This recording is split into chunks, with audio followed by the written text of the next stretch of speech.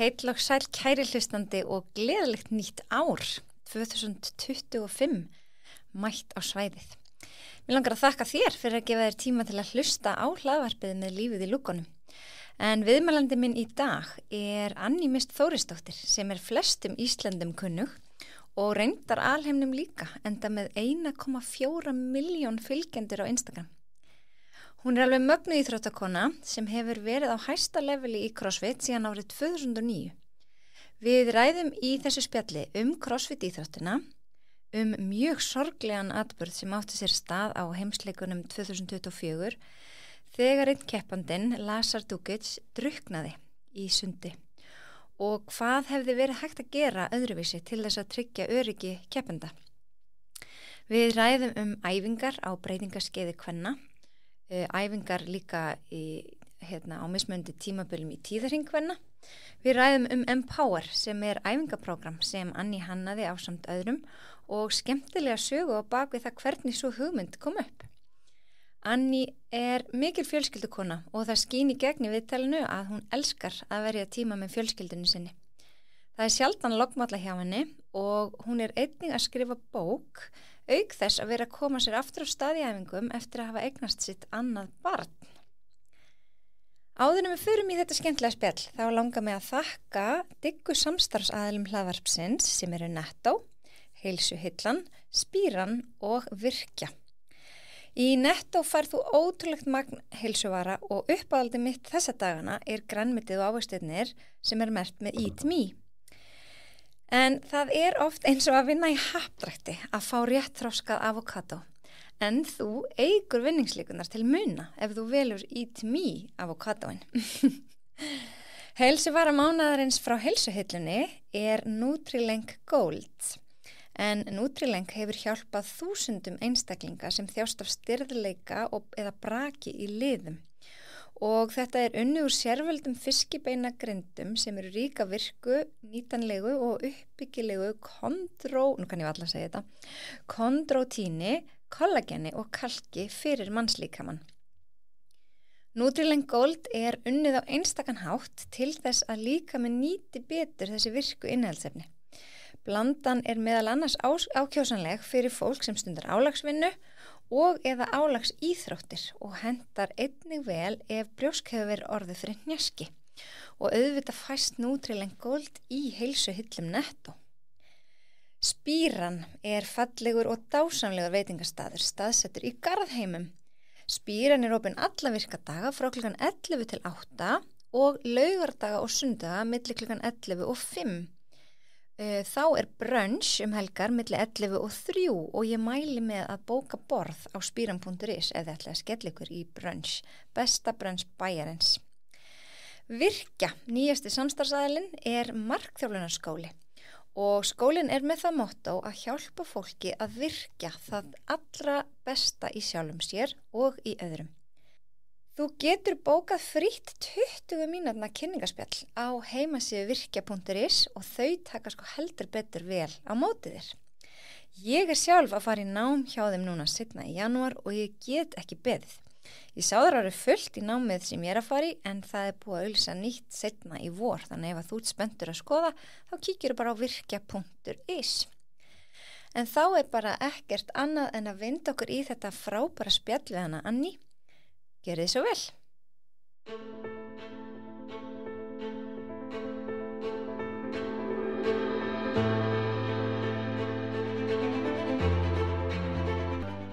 Á móti mér situr alveg mögnukona og hún heitir Anný Mist Þórisdóttir og ég er búin að vera ótrúlega spennt. Lengi að fá þig. Þetta er búin að taka smá tíma að ná saman. Að raða saman schedule er búin að taka svolítið langan tíma, já, svona kjánulega langan tíma, en takk fyrir að fá mig. Já, og velkomin í podcaststöðuna og gleðilegt nýtt ár. Gleðilegt nýtt ár, já, það er bara 3. janúar. Þetta er ótrúlegt, er ótrúlegt. Hvert fór 2024, eiginlega? Já, nei, reyndar, það gerðist margt 2024. Já, ég ætlaði einmitt að spyrja út, þetta var mjög viðburðuríkt ár fyrir þig. Já. Mjög. Já, algjörlega. Mér finnst öll ár viðburðurík ár en þetta var aðeins öðruvísi. Það var ýmislegt sem gerðist. Við kannski förum aðeins yfir þá eftir, en ég byrja vel að spyrja viðmælendur mína, bara þú veist, hver ert þú? Já, mér finnst þetta svolítið erfið spurning. Hver er ég? Yfirleitt svara ég er atvinnu íþróttamæður. En núna myndi ég svara ég er móðir. 2 barnamóðir. En jú, síðan er ég atvinnu íþróttamæður og já, business runner, hvernig segir maður það á íslensku? Já, það kemur kannski til okkar. Sorry, ég var einmitt að segja áður við byrjum, ég er svo vön að vera í podcastum eða viðtölum á ensku og mér finnst það hálf vandræðalegt hvað mér vantar stundum íslenska orð. Mér langar þetta ekki og því að nú er ég alveg markvisst að vinna í því með dóttur minni að kenna henni góða íslensku og auka orðaforðan og við erum eitthvað frasabókina þannig við erum að æfa okkur í alls konar íslenskum frösum líka og ég vil að hún skilji sem mest þannig að ég vona að ég mun ekki vera með enskuslettur en byrjar á fyrstu mínútinni þá kemur þetta hérna en já, það er ég Það er þú í stuttu máli og ég veit að fólk mun kynnast þér vel í gegnum þáttin en mér langar kannski svolítið að fara í gegnum þinn svona íþróttabakgrunn taka kannski bara svona smá tímalínu þú veist hvar byrjaði þetta og hvert þetta komið Já, byrjaði í balletti í Danmörku sem Ég meina allt hefur áhrif Svolítið, jú Ef allt hefur áhrif þá myndi ég segja að það byrjaði nú bara þegar ég var pínulítil við áttum heima í Víkimýrdal man ekki hvað ég var gömul en byrjaði með uppbyggingakeppni á fataslanni hjá afa mínum og ömmu En keppniskapið var strax Keppniskapið var strax Við fengum 100 krónur fyrir hverju uppbyggingu sem við gátum gert og það eru engar stelpur á þú veist, í þessum hluta fjölskyldinu sem sagt pappa megin í fjölskyldinu það eru aðalega bara frændur, strákar og ég á 2 eldri bræður, 2 árum eldri og 6 árum eldri og mér tókst að vinna þá í uppbyggingakeppni og ég var komin upp í man ekki hvað var, ég með blaðan þá yfir þetta afi hélt yfir þetta skrifaði alltaf niður dagsetningu og hvað vinna á mörgum að því við fengum 100 krónar meira hvert skiptið sem við bættum okkur sko þannig að ég var komin upp í 23 ára og 27 uppbyggingar bara já, þegar ég var orðin 7 ára gömul var ég komið eitthvað þannig þannig að þetta var mikið keppniskap frá upphafi en já, síðan íþróttaferillin þá myndi ég segja að þegar ég flytt vegum heima í Nóri í 1 ár og svo flytt ég heim aftur og þá fæ ég loksins að byrja í fimleikum það var bara draumur í langan tíma fannst mér að byrja í fimleikum og það gekk ekki upp á mig að heim í Nóri og frænka mín var sem sagt í fimleikum með frænkur mínar þannig að það var gleði ég hef ekki verið 7 ára þá þegar ég byrja og síðan það í rauninni bakgrunnur minn að ég í fimleikum þangað til að ég byrja í menntaskóla þangað til ég byrja í MR þá hætti ég í fimleikum ég myndi að ég alveg mjög handsterk og ég góð í fimleikum sérstaklega til að byrja með en síðan sé ég alveg þegar ég orðin úlingur að ég aldrei að fara að vera einhver meistari og ég var aldrei með eitthvað markmið að keppa á ólympíuleikum með hisstarmóti við erum nokkuð langt frá því en þú veist, það var aldrei eitthvað svona hjá mér en að sjálfsögðu keppniskapið en ætli mér hafi ekki þótt þrekið eitt af skemmtilegasta í fimleikum sem mjög sérstakt en það er svona eitt leið til annars foreldrar mínu voru alveg reglulega að reyna að láta mig pröfa aðrar íþróttir líka bara þannig að ég myndi vita hvað annað væri þarna hvort ég hefði áhuga, ég pröfaði frjálsar ég pröfaði körfubolta en það kom ekki til greina, ég vildi bara fimleikana mér fannst þetta svo ofboðslega skemmtilegt og maður reyndi náttúrulega fleiri klukkutíum, maður var að æfa 6 sinnum í viku og 4 tíma í einu og það er bara, þetta var lífið mann svolítið, voru fimleikarnir síðan ákvað ég kom með svona beineyðingi í olnbogann og farið að vera vont ýmislegt á æfingum og fókusin ég ætla að vera læknir þannig að þegar ég byrja í MR það var bara nei, núna ég hættu þessu rugli núna ætla ég að fókusa á einbeita mér að skóla og byrja náttúrulega fyrir að breyta 1 í MR og ætla bara stefna beint á læknin en síðan kemst ég að því ég get ekki farið úr því að æfa 24 tíma á viku í ekkert þannig ég byrja svona í dansi ég kemst inn í Listaháskóla Íslands tek endurkjöpróf fyrir það, ég kemst inn í Listaháskóla Íslands svo finnst mér það bara of mikið breyting þannig að ég er í JSB fyrir á dansbraut í JSB fyrsta árið sem þeir eru með svona dansbraut þannig ég enda á að vera í því bara í Vá, það voru allt í einu orðnir bara fleiri tímar líka á viku sem ég Var í. það þá aukanám ofan á MR? Já, alveg, já, þannig að það var svona, og maður verið ekkert metið í MR fyrir svona hluti. Ég var einmitt í MR, þannig ég... Já, þannig að það var ég allt í einu komin í bóklegt líka í OSB á þessar dansbraut og þetta var svona, ok, aðeins meir en ég ætlaði mig kannski, það var mjög skemmtilegt en aðeins meir en ég hafði ætlað mér. Já, sem þetta er erfitt með að byrja einhverju og fara ekki alla leið í hlutunum. Okay. Og ég er alltaf í bootcamp með þessu, ég byrja sem sagt í bootcamp 15 ára. Okay.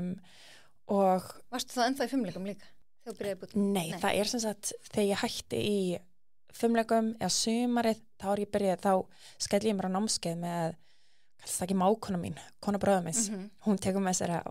æfingu og ég verð sko sjúk ég bara loksins fæ ég að gera allt þrekki sem ég vil og mér fannst það bara geðveikt skemmtilegt og náttúrulega lang yngst þarna og en þetta var svo gaman sko, þannig að ég er alltaf í því bara 2 sinnum í viku eða eitthvað með þeim íþróttum sem ég verð síðan í síðan færi ég mig úr eftir 1 ár á dansbreytinni, þá færi ég mig úr því að því að ég pröfa stangastökk og mér finnst stangastökk svo skemmtilegt og ég bara, heyrðu, ég fann mig hérna, ég ætla að fara á ólympíuleikana í stangastökki þannig að ég byrja alveg að æfa á fullu stangastökk með bootcamp samt og það er svolítið litið hotnið að sama í dansin, maður var svolítið litið hotnið að það maður veri í bootcamp líka og ég sá það alveg þegar ég er að vera stærri og stærri svona vöðvalega séð og ég sá það alveg þegar vorum á ballettsláni, þú veist, bleika sokkabuksunum og ballettbólnum yfir og ég er alveg helmessið á ofanskirru alveg svona bara að vera svo nettur en ballett var samt alltaf upp á allt hjá mér já og síðan er ég í stangastökki þangað til að ég pröfa, ég fer að keppa alltaf ég byrja að keppa í þrekmestarana með þessu öllu saman líka Þórið þetta verið þjálfara minn og Guð, það var svo gaman að hafa hana sem þjálfara einhver svona fyrirmynd sem hefur í fimleikum fer svo í stangastökk, keppur á ólympíuleikunum og þannig að það var bara ok, ég get lært frá henni þetta er spennandi en ég verði ekki að mér fannst æfingarna sjálfar allt sem var með æfingunum fannst mér ekki skemmtilegt þú veist, það var ekki, ég hafði greinilega ekki mikið áhuga á því mér fannst gaman að stökkva en allt accessory fannst mér svona ekki gaman að það var bara, ég vildi meira öðruvísi og intensity, ég vildi þetta bootcamp style þrekmestara style intensity, þannig að já, svo er ég að keppa í því alltaf með þessu og enda því að ég skráði mig á CrossFit mót og það er held svona fyrsta stóra CrossFit mót á Íslandi. Var það í Elliðaárdalnum? Það var í Elliðaárdalnum, já, 2009 og það sama dag og ég fór í ég er í útskriftarprófum mínum með MR og ég fór í munnlega stærðfræðiprófið mitt, ég gleymi þessu aldrei, fór í munnlega stærðfræðiprófið mitt og ég hafði lítið sem ekkert sofið og ég var svona pínupyrru að ég lærði allar sannanir nema 2 og fór að sofa og síðan dreg ég þú veist, ég fæ svona þetta svona hálfsönnun og ég dreg eina þeim. Ég fæ samt alveg 8 í prófinu en ég var svona, ég áskilið 10 í þessu prófi, ég er búin að læra allt, ég er svona perfectionist þegar kemur á þessu líka, bara læra allt 100% sem ég læri. Þannig að ég var svona gett pirruð þegar ég kom heim og ég alveg, nei, ég ætla ekki að fara. Og mamma alveg, Anni, þú ert eftir að sjá eftir ég og ferð ekki, þú ferð að keppa. Og ég fer og kepp og ég legg mig bara í bílnum á milli ég venda, ég er svo döðþreytt og mér tekst að vinna þetta mót og fyrsta sæti kvenna og kalla fá sæti á heimsmeistaramótinu í CrossFit þannig að ég og Svimbjörn við fyrum út og keppum í CrossFit og þetta hefur svolítið svona þannig áhrif að mér langar ég tek inntökupróf í læknin en ég er svolítið svona, ég vonu svolítið að ég komist ekki inn þannig ég geti fengið 1 ár í bara svona pröfa, ég kemst ekki inn, ég er enda bara einhverjum, það hafi verið 3 eða 5 sæti frá því, en ég er bara svona, ok, fínt, núna pröfa ég bara, ég gefa þessu séns, ég hafa svona erfitt með bara að þóra að gefa bara CrossFit séns. Af því að þá var þetta svo nýtt líka. Þetta er ekkert, skilur það er engin peningur í þessu. Mér langaði að vera í titilin ég alveg, drullu cool, ég get kallað mig fittest woman on earth, bara já, ég er hraustasta kona heims, þannig að það var svolítið það sem ég vildi og ég verið að veikina, mér fannst bara svo ofboðslega gaman að keppa, mér fannst þessar æfingar svo skemmtilegar og mér fannst þetta svo erfitt og þetta var einhvern veginn, ég gæti ekki bara svona komist í gegnum þetta að því mér langaði það svo mikið. Ég þurfti að læra meira, ég þurfti að æfa mig meira, ég þurfti svona að læra tækni í svo mörgum hlutum. Ég æfði mig hérna einhverja 2 eða 3 mánuði áður við fórum út á heimsmeistaramótið, en þetta var svo gaman, læra ólympískar lyftingar og þetta, mér fannst þetta allt svo skemmtilegt, sko. Svo ótrúlega fjölbreytt. Þetta svo fjölbreytt og mér leið bara eins og ég fann loksins það sem ég hefur að leita að í íþróttum. Bara, ég var í fimleikum og mér fannst það gaman, en það var alltaf eins og að vera eitthvað. Ég var í eins og segi dansi og stangastökki en ég var alltaf í bootcamp með að keppa í einhverjum svona mismunandi fitness hlutum með, það vantaði alltaf svona eitthvað og þarna fann ég það bara og það svo fyndið að finna eitthvað svona og ég sjálfsögðu ætlaði mér alltaf að vera læknir og ég trúi það að þú verður að læra og hugsa framtíðina þína. Þannig að ég svona, ég skráði mig bara í efnafræði háskólanum, mér hefur alltaf þótt efnafræði tiltölulega auðveld og þægileg fyrir mig. Ég held að fólk skiptist það svona efnafræði eða eðlisfræði fannst mér eitt erfiðasta fæði mitt, efnafræði og starffræði fannst mér skemmtileg, þú veist, þarna var ég. Þannig að já, ég var í því svona með í háskólanum en var aðeinslega að hugsa bara, þú veist, og ég tók svona námskeið í að gera mig tilbúna fyrir inntökuprófi í læknin og allt það. En já, síðan keppi ég á heimsmeistaramótinu 2010 og ég lendi í öðru sæti og ég fæ fyrsta samningin minn með Reebok eftir það og það svona ég ætla að gefa þessu 1 ári viðbót en ég tek ekki einu svona inntökuprófið og nú ennþá ég skil ekki hvernig mamma og pappi fóru svona stök með þetta þau bara, já, allt í lagi þú veist, það verður líka bara að gera þetta alvöru þau sáu bara eldmóðin eitthvað, en samt þú veist, það var ennþá engin peningur við unnum, þarna þegar ég lendi í öðru sæti ég fekk $500 inneign hjá Under Armour eða eitthvað, þú veist, þetta var eitthvað svona fáránlegt, kannski 2500, en samt þetta var svo lítið sem að var að fá, en já, fyrsta samningi minn, en þú veist, þetta var ekkert há upphæð heldur, en þetta var samt svona, ég fekk eitthvað, þetta var viðurkenning, já, og þetta var svona, ég að fá borgað fyrir að æfa, ég að fá borgað fyrir að gera það sem ég að gera núna, og þá voru svona aðri litlir samningar kannski að koma eins og með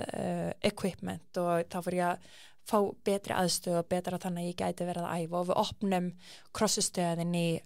bootcamp og það er svona, ég að gera fleiri hluti með þessu og ég stanslaust, ég alltaf að taka námskeið, ketubjöllum, námskeið í fimleikum, námskeið í endurance hlaupum, þú veist, ég alveg bara svona foreldrar minn sjá greinlega, ég að safna að mig bara eins miklu og ég get, ég fæ þjálfara byrja að vinna með Jami Tikkanen 2010 sem þú vinnur ennþá með í dag sem ég vinn ennþá með í dag Magna. Ég svolítið svona teimið sem ég fæ í kringum mig þegar ég finn einhverja sem að passa bara mjög vel við höfum bara verið að vinna saman þú veist það verðist bara að ég endist með fólkinu sem að ég finn inn í hópum minn það æðislegt þannig að þetta sagan mín svo vinn ég og síðan fæ ég bakmeiðsli og síðan fæ ég heat stroke og síðan eignast í baby Menni þú ert búin að keppa hvað mörgum heimsleikum? 13? Ég veit það ekki Nei. Já, örugglega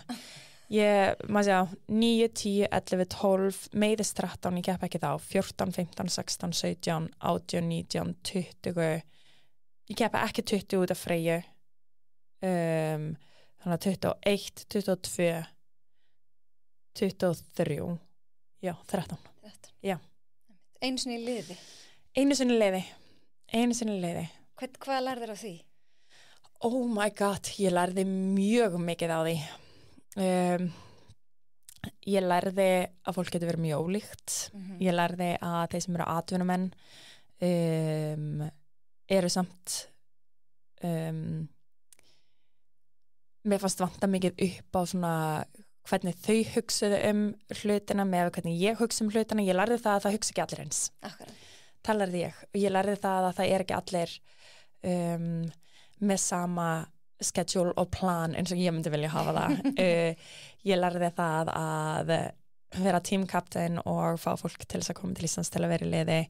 Ég persónulega það ég bara mjög, veit ég hvað íslenska orðið empathetic. Já, líka bara ekki samúð heldur svona samhygð. Já, þannig að það skiptir mig svakalega miklu máli, hvernig fólki líður, hvernig fólk hefur það sérstaklega þegar það er fólk sem er hérna með mér. Ég tek þau svolítið bara inn í fjölskylduna mína, þau komið mat til mín einu sinni í viku, þó sem ég er með Freyju, litla, við vorum búin að flytja í íbúðan okkar pínlitla íbúð þegar við vorum að byggja einbýlishús á saman tíma, þetta var bara svona mikið í gangi sko, en ég er að gera þetta alveg, ég ætla að vinna games í liði. Einn er að koma frá Ástralíu og það er mjög erfitt fyrir hann myrkrið á Íslandi og kvöldin. Einn er að koma frá Boston, það er langauðvaldast fyrir hann hérna, og síðan er einn að koma frá Kaliforníu og það var svona erfitt fyrir hann að vera í burtu frá fjölskyldunni. Þannig að þetta var svona þetta var ótrúlega lærdómsríkt ár og ég þroskaðist mikið á þessum tíma og lærði mikið á þessum tíma og lærði það líka að ég þarf að setja aðeins öðruvísi boundaries. En ég eignaðist líka dásamlega vini sem ég er ennþá bara í mjög góðu sambandi við og ætli ég hafi ekki líka lært svolítið mikið bara svona að ég á til að hugsa mikið með hjartanu en þegar kemur að liði þá þarf líka kannski að hugsa hvað er markmið liðsins að vinna og stansi sem best eða að allir séu ánægðir. Þannig að það var líka og ég lærði það að ég þarf að þegar ég tek ákvarðanir að standa með mínum ákvarðanum og ekki hafa ómiklar áhyggjur að því hvernig hluti líta út af við og ekki taka oflangan tíma í að hugsa hluti fram og tilbaka. Það var, ég veit að fólk skilur örugglega ekkert hvað ég á við með því, en það var ýmislegt sem að gekk á rétt fyrir games sem að hafði svolítið slæm áhrif á bara hvernig við fórum svo inn í games þannig rétt í restina. Fannst ykkur þú ekki kannski nógu vel andlega stemt? Nei, bara út af öllu saman, það var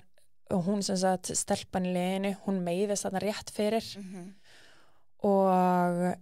það var svo mikið fram og tilbaka, er hún að fara að geta keppt, er hún ekki að fara að geta keppt, er hún orðin nógu góð, er hún ekki orðin nógu góð og literally ákvörðun er tekin hálftíma eftir að við áttum að vera að skrá okkur inn á games. Hver ætti að vera í leiðinu og því að núna var Katrín komin og var tilbúin sem varmaður búin að vera að taka æfingar með okkur líka, þannig að þetta var svolítið svona þetta var ég lærði svakalega mikið á því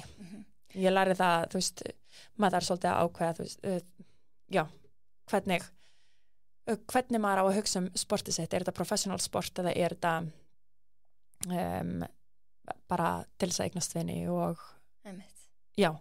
það var bara, þetta var ótrúlega lærdómsríkt en ótrúlega gott. Ég hafði mjög gott af þessu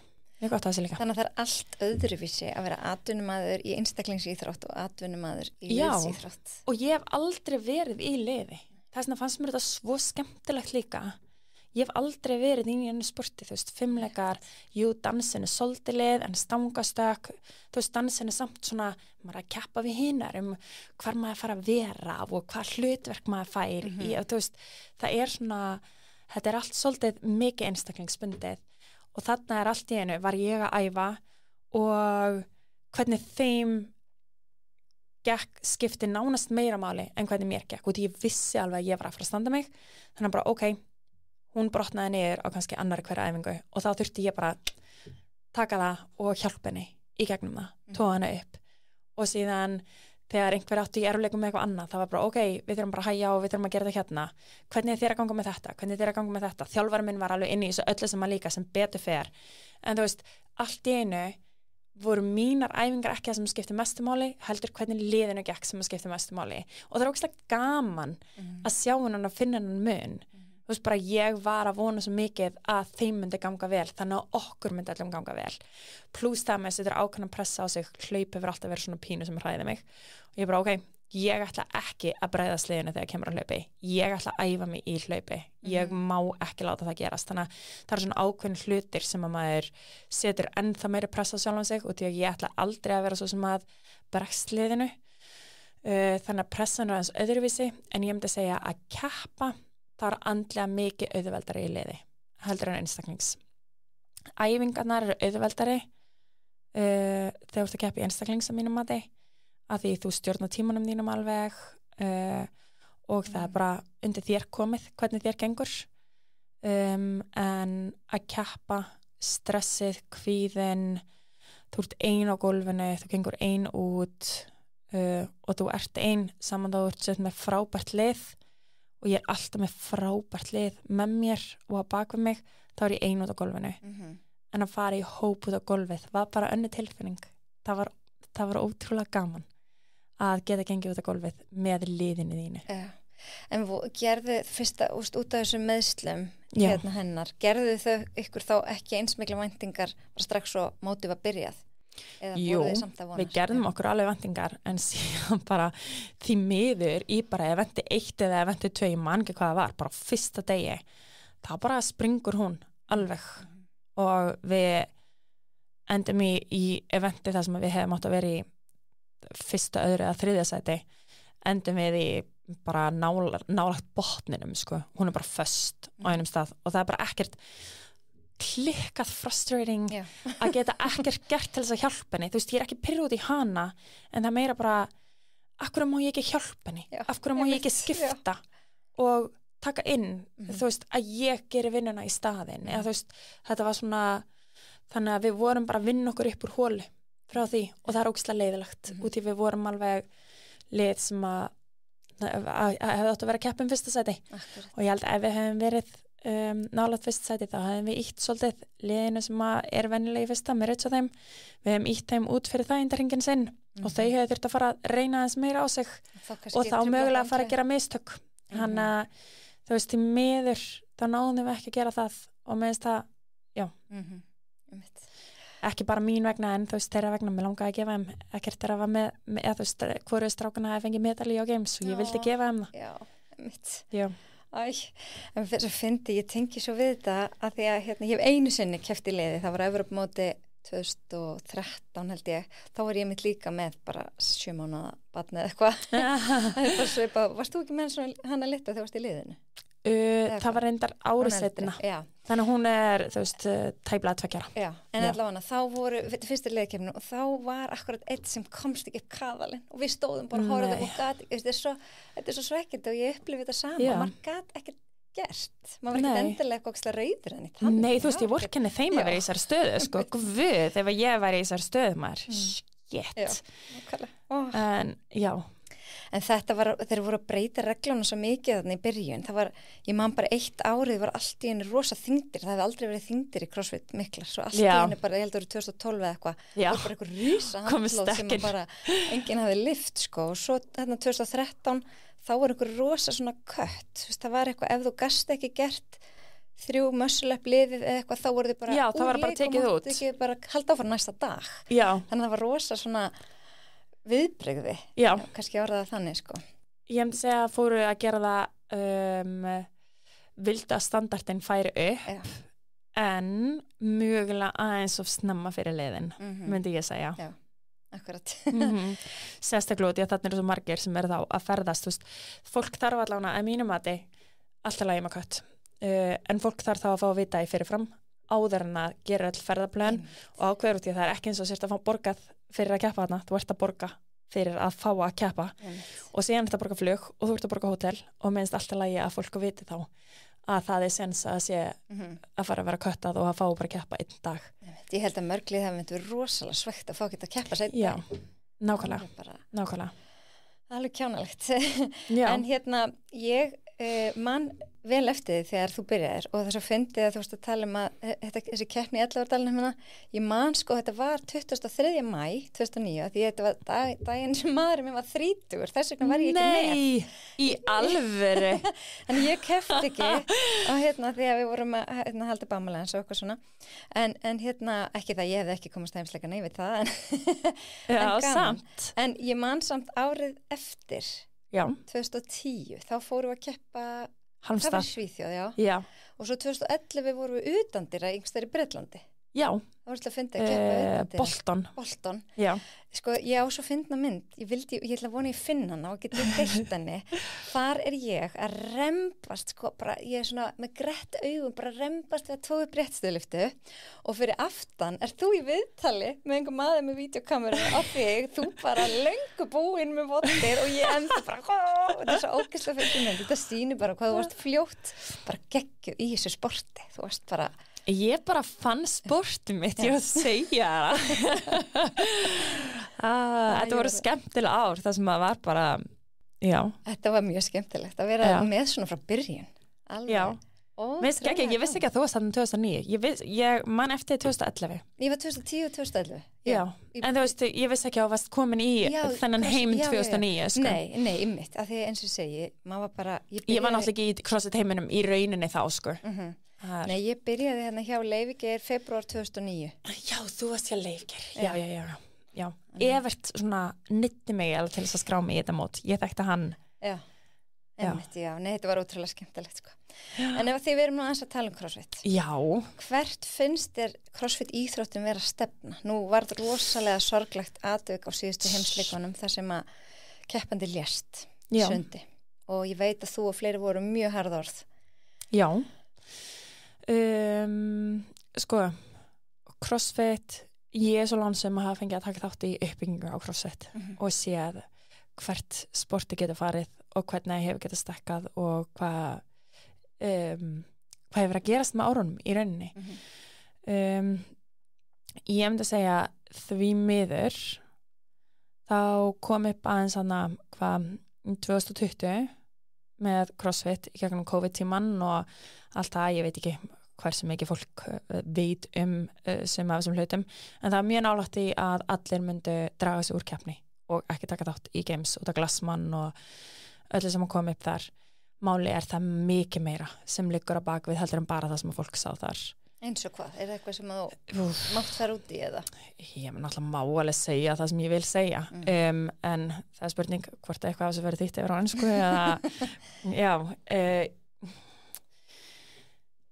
það hefur í gegnum tíðina íþróttafólkinu sýnd lítil sem engin virðing af þeim sem að halda mótin. Ég þakklátt fyrir mótin, ég þakklátt fyrir sjálfboðalegana, en CrossFit Games staffið, margt af þessu fólki dásamlegt fólk, en þeir sem hafa verið svona kannski hvað stærstu hlutverkunum að þinni, eins og ég hafa bara sýnt okkur mjög litla virðingu. Þeir hafa yfirleitt verið að reyna að ýta þjálfurum í burtu, vilja en ekki hafa þetta mjög professional og leiðum að segja eitthvað. Ég man eftir því að ég var alveg svona komið spurningar varandi ákveðin event eða standarda og man mjög vel eftir því þegar vorum handstarbauðir í hringjum og standardin var fáránlegur hvernig rep ætti að vera talin og hvaða rep ætti að vera rep og hvað ætti ekki að vera rep og ég sagði bara this will be a shit show og ég fæ bara tilbaka thanks for the confidence og ég bara fuck og ég svona fyrir að og bara sorry, ég meinti þetta ekki þannig bara, þú veist, ég held að það vera mjög erfitt að dæma þetta og þú veist, séða það, ég fyrir mér svo best afsökunar á þessu nei, ég fyrir þetta gólfið í uppbytun, það ég og einu önnur stelpa sem getum gert handstarbauðir almennlega í hringjónum, ég með karpóli sem þjálfara og ég með mjög sterkar axlir og við erum með mjög góða tækni í hringjónum og erum að ná handstarbauðunum fallegum og góðum yfirdómarinn kemur, stendur hjá mér og ég fæ bara no rep á fyrstu 7 endurtekningarnar og áhrendur bara að byrja að búa á þetta, búa eða púa á þetta skilur, en þetta svona þetta sýnir aðeins, þú veist, ég hef lent því að fá ákveðin no rep og maður reynir að píla segja, þú veist, eftir á þá hefur appeal process það sem þú ertur að segja, til að horfa á vídjón, ég held að það hafi verið mistök hvernig það verið að dæmi í þessu ég myndi að segja í 99% tilvika ekkert gert og ég hef mér svo sagt að þegar ég hef komið með appeal og þetta á vídjón og þú sér það á upptökunni, skilur á live upptökunni, að það dæmt vitlaust og ég látin fara tilbaka eða tekin að mér upp sem ekki verið tekin að mér og hafa kostað mig bara sæti í því eventi og geta þá kostað hann sem mikið. Ég hef sagt þetta og verið bara eitthvað, ég veit að það er mögulega ekkert gert en þú veist, ég vil að ég kikja á þetta, svo kem ég daginn eftir og bara kíktu á þetta alveg, nei, en eins og sagðir, þú veist, það hvort ekkert gert í þessu. Þú veist, og eitt skipti þá sagði ég, ok, bara getur allan að passa þau upp á að hún sé ekki að dæma mig á morgun. Bara gerði það, ekki láta mig fá þessa konu sem dómar á morgun. Fyrsta event daginn eftir hún dómarinn minn. Þannig að þú veist, þetta finnst mér vera svolítið svona, þú hefur ekkert seg, þú stjórnar engu, viltu gera svo fyrir að halda kjafti, gera þína vinnu og verða ánægð. Bara, þú veist. Svolítið svona her. Já, það er svolítið attitútið og mér finnst það bara svo sorglegt og því þetta gæti verið svo velgert, þetta gæti verið svo flott og það eru, eins og ég segi, það eru svo margir frábærir og þegar dómarar gera mistök, þetta er mannlegt. Þú veist, guð minn góður, ég myndi ekki vilja vera dómari, þannig að bara hats off fyrir alla sem hafa boðið sér fram í svona hluti. Ég hef alveg verið dómari í litlum keppnum og mér finnst það mjög erfitt. Að mér langar, ég vorkenni þeim sem að er ekki að ná hann störfin og mér langar bara að gefa þeim rappið, skilurðu. Ég vil ekkert vera að taka af og maður þarf að passa að reyna að telja rétt og telja nógu hratt og halda utan allt saman og þú veist, við getum gert mistök og það finnst mér alltaf lægi að horfa á og breyta og aðlaga en þú veist, það er ýmislegt svona sem hafi verið og það eru önnur brot sem að ég myndi segja eru mun alvarlegri en þessi sem að athletarnir voru að opna sig þegar við athletarnir vorum bara að tala saman og það er ekki mitt að deila því en þú veist, mun verri atvik sem að hafa komið upp þannig að þetta var svolítið bara svona, ok, komið nóg en líka sögurinn sem að komið þegar athletarnir voru að draga sig út og segja að þau ætli ekki keppa nema ákveðna breytingar eru þá voru sögurinn sem við fengum frá Dave bara, mér er alveg sama þið takið ykkur keppni, þá bjóðum við bara næstu og ef þau takið svo keppni, þá bjóðum við bara næstu og næstu, það skiptir ekki máli það er alltaf einhver sem er tilbúin að keppa á CrossFit Games þið skiptir ekki máli og það er svona, vá þú sér þetta bara svona við skiptum ekki máli sorglegt. Þetta er sorglegt í íþróttinu sem ég elska að þetta sé svona attitútið svo er þetta alveg búið að breyta svona aðeins, þú veist, það voru tekin þessi skref og það er alltaf sagt eitthvað svona, það er alltaf við fengum þetta Athlete Council 2020 og ég satt meira þess að í því og fekk að hafa allavega áhrif og ég fekk að hjálpa aðeins til með réttlæti hana í online kvalvæðirunum og Var hlustað á okkur þá? Ég fekk eitt í gegn sem var hlustað á og það var þú veist þegar þau voru að tala tímaramman til þess að taka eventin, þú veist stundum sé þegar það tekið svona í gegnum netið þá tímaramman þá bara sagt frá klukkan þetta til klukkan þetta til dæmis í Open þá er það bara ákveðin tímarammi sem þú hefur en það þýðir sumstæðar í heiminum nær þú 2 mínútum eða 3 mínútum sem að þýðir lengri tíma recovery á milli eventa, þú getur splitta eventunum nýra 3 daga í stand fyrir 2 daga á meðan Evrópa er yfirleitt í því við þurfum að taka þetta á 2 dögum að því að við getum ekki þetta yfir miðja nóttu þannig að ég fekk það allavega í gegn þú veist fyrir games og því að skipta ansi miklu máli að það væri bara tímarammin væri svo sami allstaðar í heiminum að allir fengu jafnlangan tíma það væri bara orð sem óþyrftir að vera með glögginn, þú veist en ekkert annað og síðan eftir þetta þá var bara, ok, núna bara koma games við hefum ekki tíma til að staka fleiri fundi og síðan var bara komið næsta season og þá er fólk bara að fara að gleyma, þú veist, það bara vonast til að fólk gleymi núna gerist það einhver deyr á games í sunduventi og ég ætla ekki að fara að gráta ég er búin að gráta nógu mikið yfir þessu og alltaf en þú veist núna ætla ég bara að reyna að taka þetta persónulega út úr þessu ég gerir mér alveg grein fyrir því að slys geta gerst 100% geta hlutir gerst það sem að gerist þarna finnst mér ekki bara að vera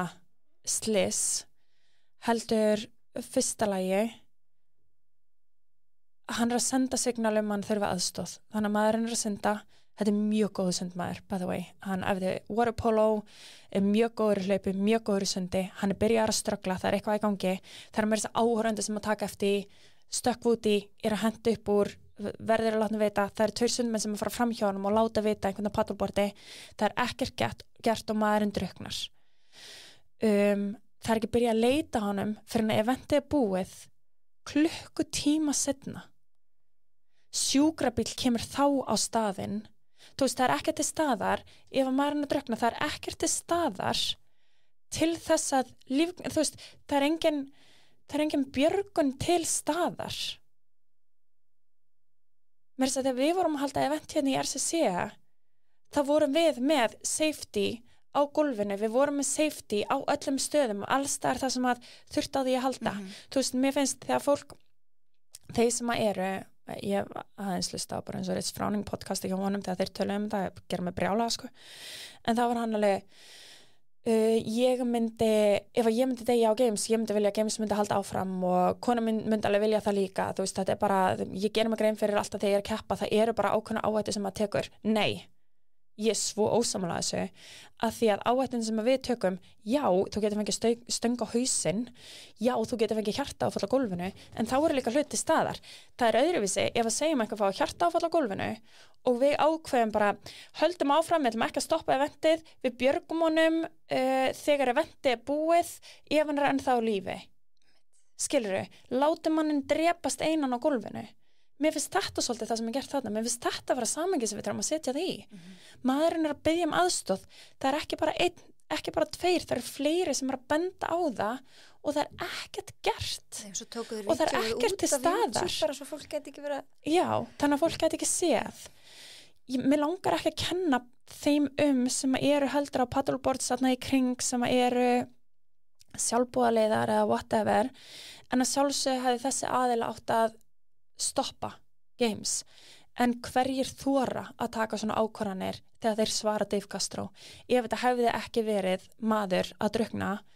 og hefði verið false alarm og hann myndi stoppa og eyðileggja eventið, þú veist, hverjir þora að taka þessar ákvarðanir. Þess vegna þarf þetta að vera eitthvað alveg, já, þess vegna þarf þetta að vera eitthvað svona alveg utanaðkomandi. Alveg utanaðkomandi. Ég er ekki að segja að Dave Castro sé slæm manneskja. Nei. Þú veist, ég þekki hann alveg persónulega líka, ég veit konan hans og börnin hans og sé þá hlið honum líka, skilurðu. En hann geti gert þetta allt betur.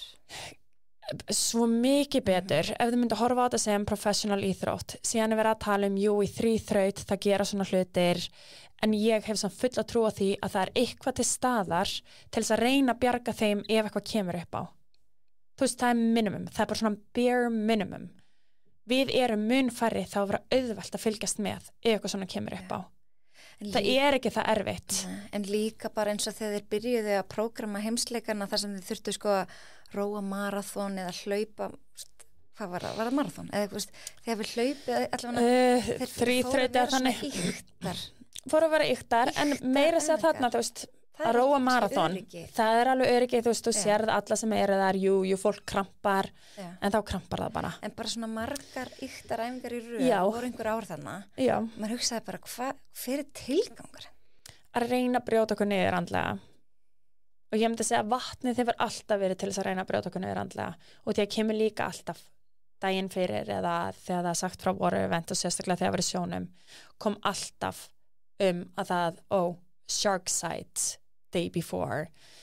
rattlesnakes on the trail, þú veist, það er alltaf komið með eitthvað svona scare tactics sem að gæti farið í hausunum manni líka. Þú veist, eitt árið þegar við gerum Camp Pendleton sem er hana, svona military braut 2012, þá vildi Dave að við myndum vera á bát og byrja bara, við færum út af vatnið og eitthvað er hent út af bátnum og við ættum að synda í land. Skilurðu? Það var sem betur verið tekið í burtu. En þú veist, samt í öllu þessu saman, það er alveg leiðir, það er alltaf lægi að hafa sund. Ef að þú ert með fólk sem að er vant því að vera sundverðir, fólk sem að þekkir þau svör og það er köll sem að koma þegar fólk er byrjað að ströggla, að vera með eitthvað til staðar, eins og bógir og björgunarhringi og eitthvað sem er hægt að henda til mann sem að þarf á því að halda. Þú veist, að hafa nógu marga drifti við vatnið. Mér finnst svona hlutir, það er alveg búið að tala um svona hluti áður. Hefur aldrei verið neitt gert, þú veist, örygginu alltaf ábótavant? Mismunandi eftir eventum. En málið er, ég hef alveg orðið hrædd. Ég veit ekki það alveg, ég hef alveg orðið hrædd og stressuð yfir ákveðnum hlutum. Þegar ég var hrædd, þá hef ég alltaf sagt, ég mun ekki deyja. Þetta er allt í lagi. Þetta er íþrótt, ég mun ekki deyja, þetta mun vera vont, þetta mun vera óþægilegt, ég mun vilja hætta, ég mun vera hrædd, ég mun ekki deyja. Svo gerist þetta og einhver deyr. Og málið mér finnst líka bara hvernig þeir höndluðu allt saman, hræðilegt. Þetta memorial sem var daginn eftir, til skammar, ég skammaðist mín fyrir CrossFit, það sem þau voru að gera þarna. Athletarnir stóðu sig betur. Mér hefði alltaf þótt að í staðin fyrir að halda áfram mótinu eins og þeir gerði þá þetta átti að vera Community Games. Ég skil að þarf að halda mótinu áfram en þá hefði þetta átti að vera þannig að athletarnir halda áfram að keppa þeir sem að vilja keppa en það mun ekki vera að keppa prize purse og það mun ekki vera að keppa fittest on earth, heldur mun að vera að keppa bara til þess að sýna samvinnu, til þess að vera saman, að fólk sé ekki bara einangra sig í herbergjunum sínum, líka hrætt og óþægilegt. Það voru örugglega margir sem að upplifu óþægilega hluti í vatninu þennan dag og bara þurfa að gangi í gegnum það sem þeir eru að gangi í gegnum og bara price purse þetta bara að vera splitta niður á alla og síðan stór hluti að fara til Lazars og fjölskyldunar hans. Ég hefði alltaf sagt að það hefði átt að vera þannig og þegar það var hringt með hana nóttina þegar það var að reyna að taka ákvarðanir þá sagði ég nákvæmlega þetta. Ekki það að ég hafi mikið segi en já. En ekki list að ég held að það sé bara svona leita til fólks og athletarnir voru spurðir þannig að vera hægt að segja við spurðum athletana fjölskyldan var spurð þannig að vera hægt að segja fjölskyldan var sammálaði ef við ættum að halda áfram. Þau sögðu við erum ekki í stöðu andlega til þess að geta sagt af eða það er ekki okkar að taka ákvarðanir við svona. Þannig að þetta var svolítið svona stórt, þungt. Svo finnst mér líka bara ég sagði að það þurfti að vera safety personnel sem að myndi vera núna á game sem myndi ekki svara til Dave heldur ekki yfir honum en svona ekki bara svona ráðið af CrossFit en ekki að vinna fyrir CrossFit, skilurðu innan CrossFit, heldur utan á komandi sem er sama hvað games finnst, heldur meira bara að hugsa hvað er í lagi það er ekki þannig safety boardið það mun svara beint til Dave og ég sagði líka að mér finnst að einhver þurfi að vera held accountable og það er nákvæmlega í rauninni CEO að sjálfsög hann sem að er accountable en hann ræður ákveðna menn í stöður og eftir símtal með eigandanum þá er það að það er akkurat Dave sem að sá sem að hann stjórnar games og hann yfir öllu í rauninni þannig að sjálfsög finnst mér að hann ætti að vera held accountable þannig að hann ætti að stíga allavega að víkja úr sinni stöðu. Þú veist, mér finnst það ekki, ég ekki eins og að segja að þurfa að reka hann og hann þurfa að fara út úr sportinu. Hann er búin að gera frábæra hluti fyrir sportið. Sama hvað mér finnst akkurat í þessu augnablik ekki í hvað stöð hann ætti að vera. Þannig að hann má alveg halda áfram að mínu mati í einhver annar stöðu en bara alveg svo í öllum öðrum fyrirtækjum. Ef eitthvað svona kemur upp á ekki alveg eðlilegt að fólk víki úr þeirri stöðu sem það var í ef að það ber ábyrgð á svona stóri. Þetta var ekki næstum því þetta var það mannslíf sem það fór og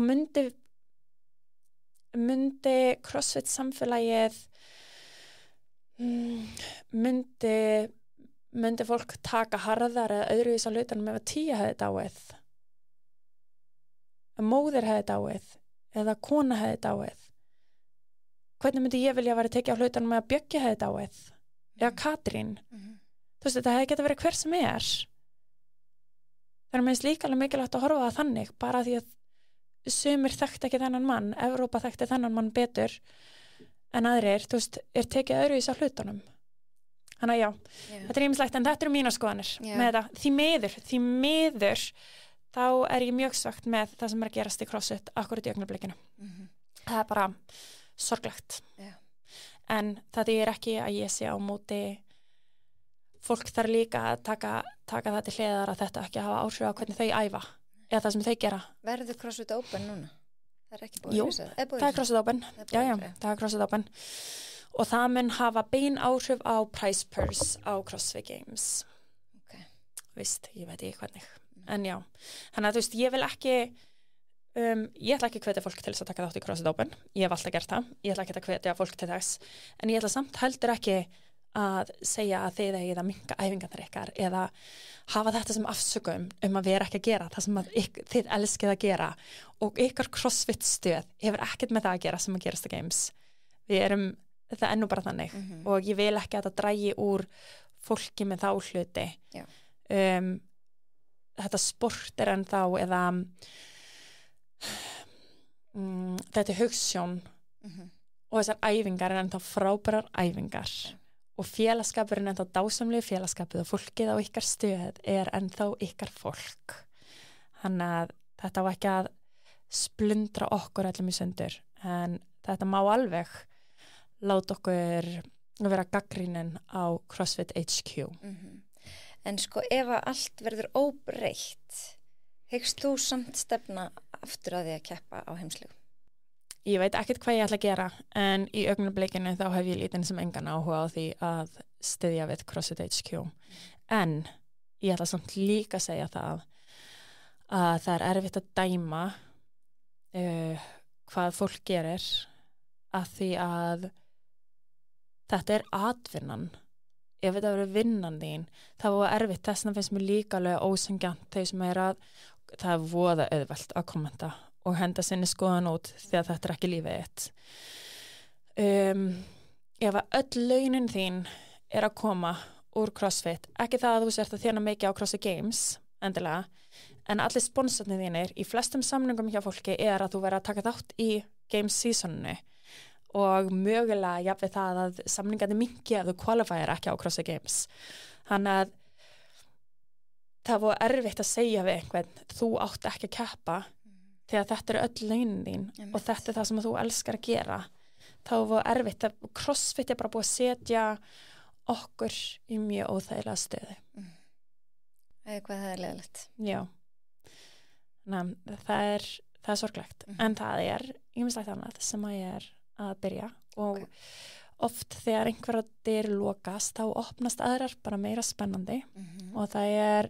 World Fitness Project ég hef alveg svolítið góð að trúa á að það geti gert góða hluti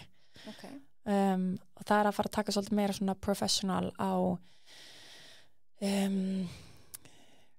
aðstöða íþróttafólkið á annan máta Er þetta eitthvað sem þú mátt segja frá? Já, þetta er hana þetta eru 3 mót byrjar fyrsta árið sem 3 mót in person, þess að CrossFit Games er að breyta því mér þess að líka, þeir eru búin að taka út regionals og semifinals, það er bara CrossFit Games sem er verið in person, allt hitt er bara online hentar mér mjög vel með börn að fá bara að vera á Íslandi og síðan keppur bara Games úti en mér finnst ef að við viljum að sportu okkar stekki ef við viljum fá fleiri sponsa inn í sportið, ef við viljum fá fleiri aðdáendur inn í sportið, ef við viljum fá fleiri svona, ef við viljum hafa þetta skemmtilegt að fylgja, þá verður að sjá mig og 10 keppa oftar en einu svona ári. Við þurfum, og líka íþróttafólki, við þurfum að vera tilbúin til þess að keppa oftar í in-person almennilega keppnir, það sem að við gerum alveg grein fyrir að við getum ekki verið að píka í gegnum allt árið, sem sagt á toppnum gegnum allt árið, en við þurfum að keppa oftar og við þurfum að sjást á gólfinu oftar head to head og því að það gera það skemmtilegt og 2020 vorum við svo nálægt í að vera að koma með season sem að væri svolítið þannig og það sem safnar stigum svolítið eins og í tennis og safnar stigum á hverju einu móti þannig að þetta er þannig þetta byrjar sem 3 mót 2 í Bandaríkjunum og 1 í Evrópu og þú safnar stigum það eru 100 stig fyrir fyrsta sæti í fyrsta mótinu 100 stig í móti nummer 2 og svo eru 200 stig í móti nummer 3 sem þess final og þarna á final þá verður knyndur á hverju móti verður náttúrulega knyndur fyrst hann á 3. sæti en síðan á final þá verður knyndur svo sem vinnur séruna þú veist þarna á heimsmeistaramótinu þannig séð í þessu og þarna verður þannig að það eru pro-sæti þannig að það eru 20 males og 20 females sem að fá samninga og eru pro-athletes sem fá invite á þessi 3 mót og þurfa að keppa á þessum 3 mótum og þau fá ákveðin laun bara fyrir að keppa og síðan er líka, þú veist, fyrir hvernig þú stendur þig, það er líka borgað ákveðin hluti í flugi og hotel accommodation sem hefur aldrei verið gert í CrossFit. Yfirleitt kostar CrossFit Games mig allavega $10,000. Wow. Bara að keppa á CrossFit Games kostar mig einhverja $10,000 og því að ég þarf að fljúga út nógu snemma fyrir svona heat acclimation, hitaðlögun. Þú ert að borga fyrir hús á meðan þú ert þar, hótelið kostar einhverja $350 á nóttinni yfir Games og það eru allavega 7 dagar á einhverju þannig. Þú veist, þetta safna svo fljótt upp, þetta er fyrir utan alla sem að koma að styðja þig, fyrir utan alla sem að koma að styðja við mann. Hanna, þú veist, þetta er stór pakki. Já, sko, margir í kringum mig hafa mynd sagt, sko, í gegnum árin að þeim finnist CrossFit svo mikið peningaplokk. Það er alltaf allir að borga fyrir að taka þátt í Open og borga fyrir að taka þátt í svo næsta skrefi og næsta og þetta voru bara, og svo er þetta alltaf að hækka, þú veist, og minna, hvað voru mörg 100.000 að keppa í Open og allir borguðu einhverju $20 eða eitthvað. Nákvæmlega, en það finnst mér einhvern veginn að sá peningur, það ætti einhver af þeim pening og því að svo eru það með sponsa, einhver af þeim pening ætti að fara í það. Mér finnst að allir sem eru að keppa kannski á hundstumótinu, allir sem eru að fara að staða utan fá $2,000 upp í þú veist, flug og síðan geta að vera með niðurgreitt hótel eða whatever, þú veist, eitthvað fyrir alla sem að fá. Þetta er ekki það margir í einstaklings að gefa öllum þeim sem að komast þar, þau eru bara búin að vinna sér það inn að þau fái aðeins borga niður af því sem þetta kostar. Því miður er þetta bara í mörgum íþróttum þannig að þú veist, maður hefur heyrt eins og handboltalandsleik kvenna og svona alls konar, það er bara rándýrt að vera atvinnumaður. Já, þess vegna þarf maður bara að sponsa. Já, það er svolítið þannig. Þannig að þess vegna líst mér vel á það sem að World Fitness Project er að gera og það er ótrúlega flott fólk hana. Ég er að kynnast alltaf fleirum og fleirum manninni. Verður það, er það bara CrossFit? Heitir það bara CrossFit eða að því að nú þú getur náttúrulega ekki skýrta CrossFit. Nei, að því það er til eitthvað sem heitir Functional Fitness Federation. Já. Og þeir hafa verið að keppa í svona stöðluðum keppnum. Þú veist í raun og veru hvort þú fara að gera. Já, mér finnst það svolítið sniðugt, en þetta er ekki þannig. Þetta verður svolítið svona CrossFit, þú veist, það er þessar 3 helgar verða mismunandi event sem þú ert að keppa í. Þannig að það er alls konar í boði. Já, það er allavega, það gerir það aðeins spennandi fyrir fólk. Það er eitthvað fyrir atvinnufólkið, það er eitthvað hérna. Já. Heyrðu, mér langar svolítið sko að fara yfir Empower. Já. Mér finnst það svo ótrúlega spennandi. Ég bara trúi ekki að ég fann eitthvað sem ég hef svona klikkað mikið passion fyrir. Þú veist, hversu ég er svo þakklátt fyrir það. Hvaðan kom áhugin og hvað er þetta fyrir það sem er hlust og við ekkert hvað er að tala? Já, heyrðu, Empower by Daughter. Þetta er sem sagt æfingaprógram fyrir konur peri and post menopause, þannig að breytingaskeiðs sko vísindar mínar og já, ég semst ekki byrja á breytingaskeiðinu sjálf. Ég er nýbúin að eiga barn nummer 2 og að mér fyndi að þetta var launchaði núna bara þegar ég var kasólétt en þetta er búið að vera lengi í vinnslu og þetta spratt allt saman upp bara í gegnum, út frá mömmu. Þannig að í gegnum COVID þá byggum við bara, ég var ólétt af Freyju og við byggum í rauninni meira og minna upp í sumarbústað hjá mamma og pappa. Ég er svo heppin að þeir eru með frábæra æfingaaðstöðu í kjallaranum í sumarbústaðnum og við fengum bara að vera þarna í einangrun og þau þurftu að vinna oft í bænum, þeir eru að reka fyrirtæki þannig að þau voru oft að vinna í bænum en þeir komu, gistu eða alltaf í bústaðnum í gegnum COVID og hann að við svona mamma hefur oft verið að reyna að taka sig á og ég var búin sérstaklega þessu tímabili, var búin að vera að reyna svolítið mikið og ég svona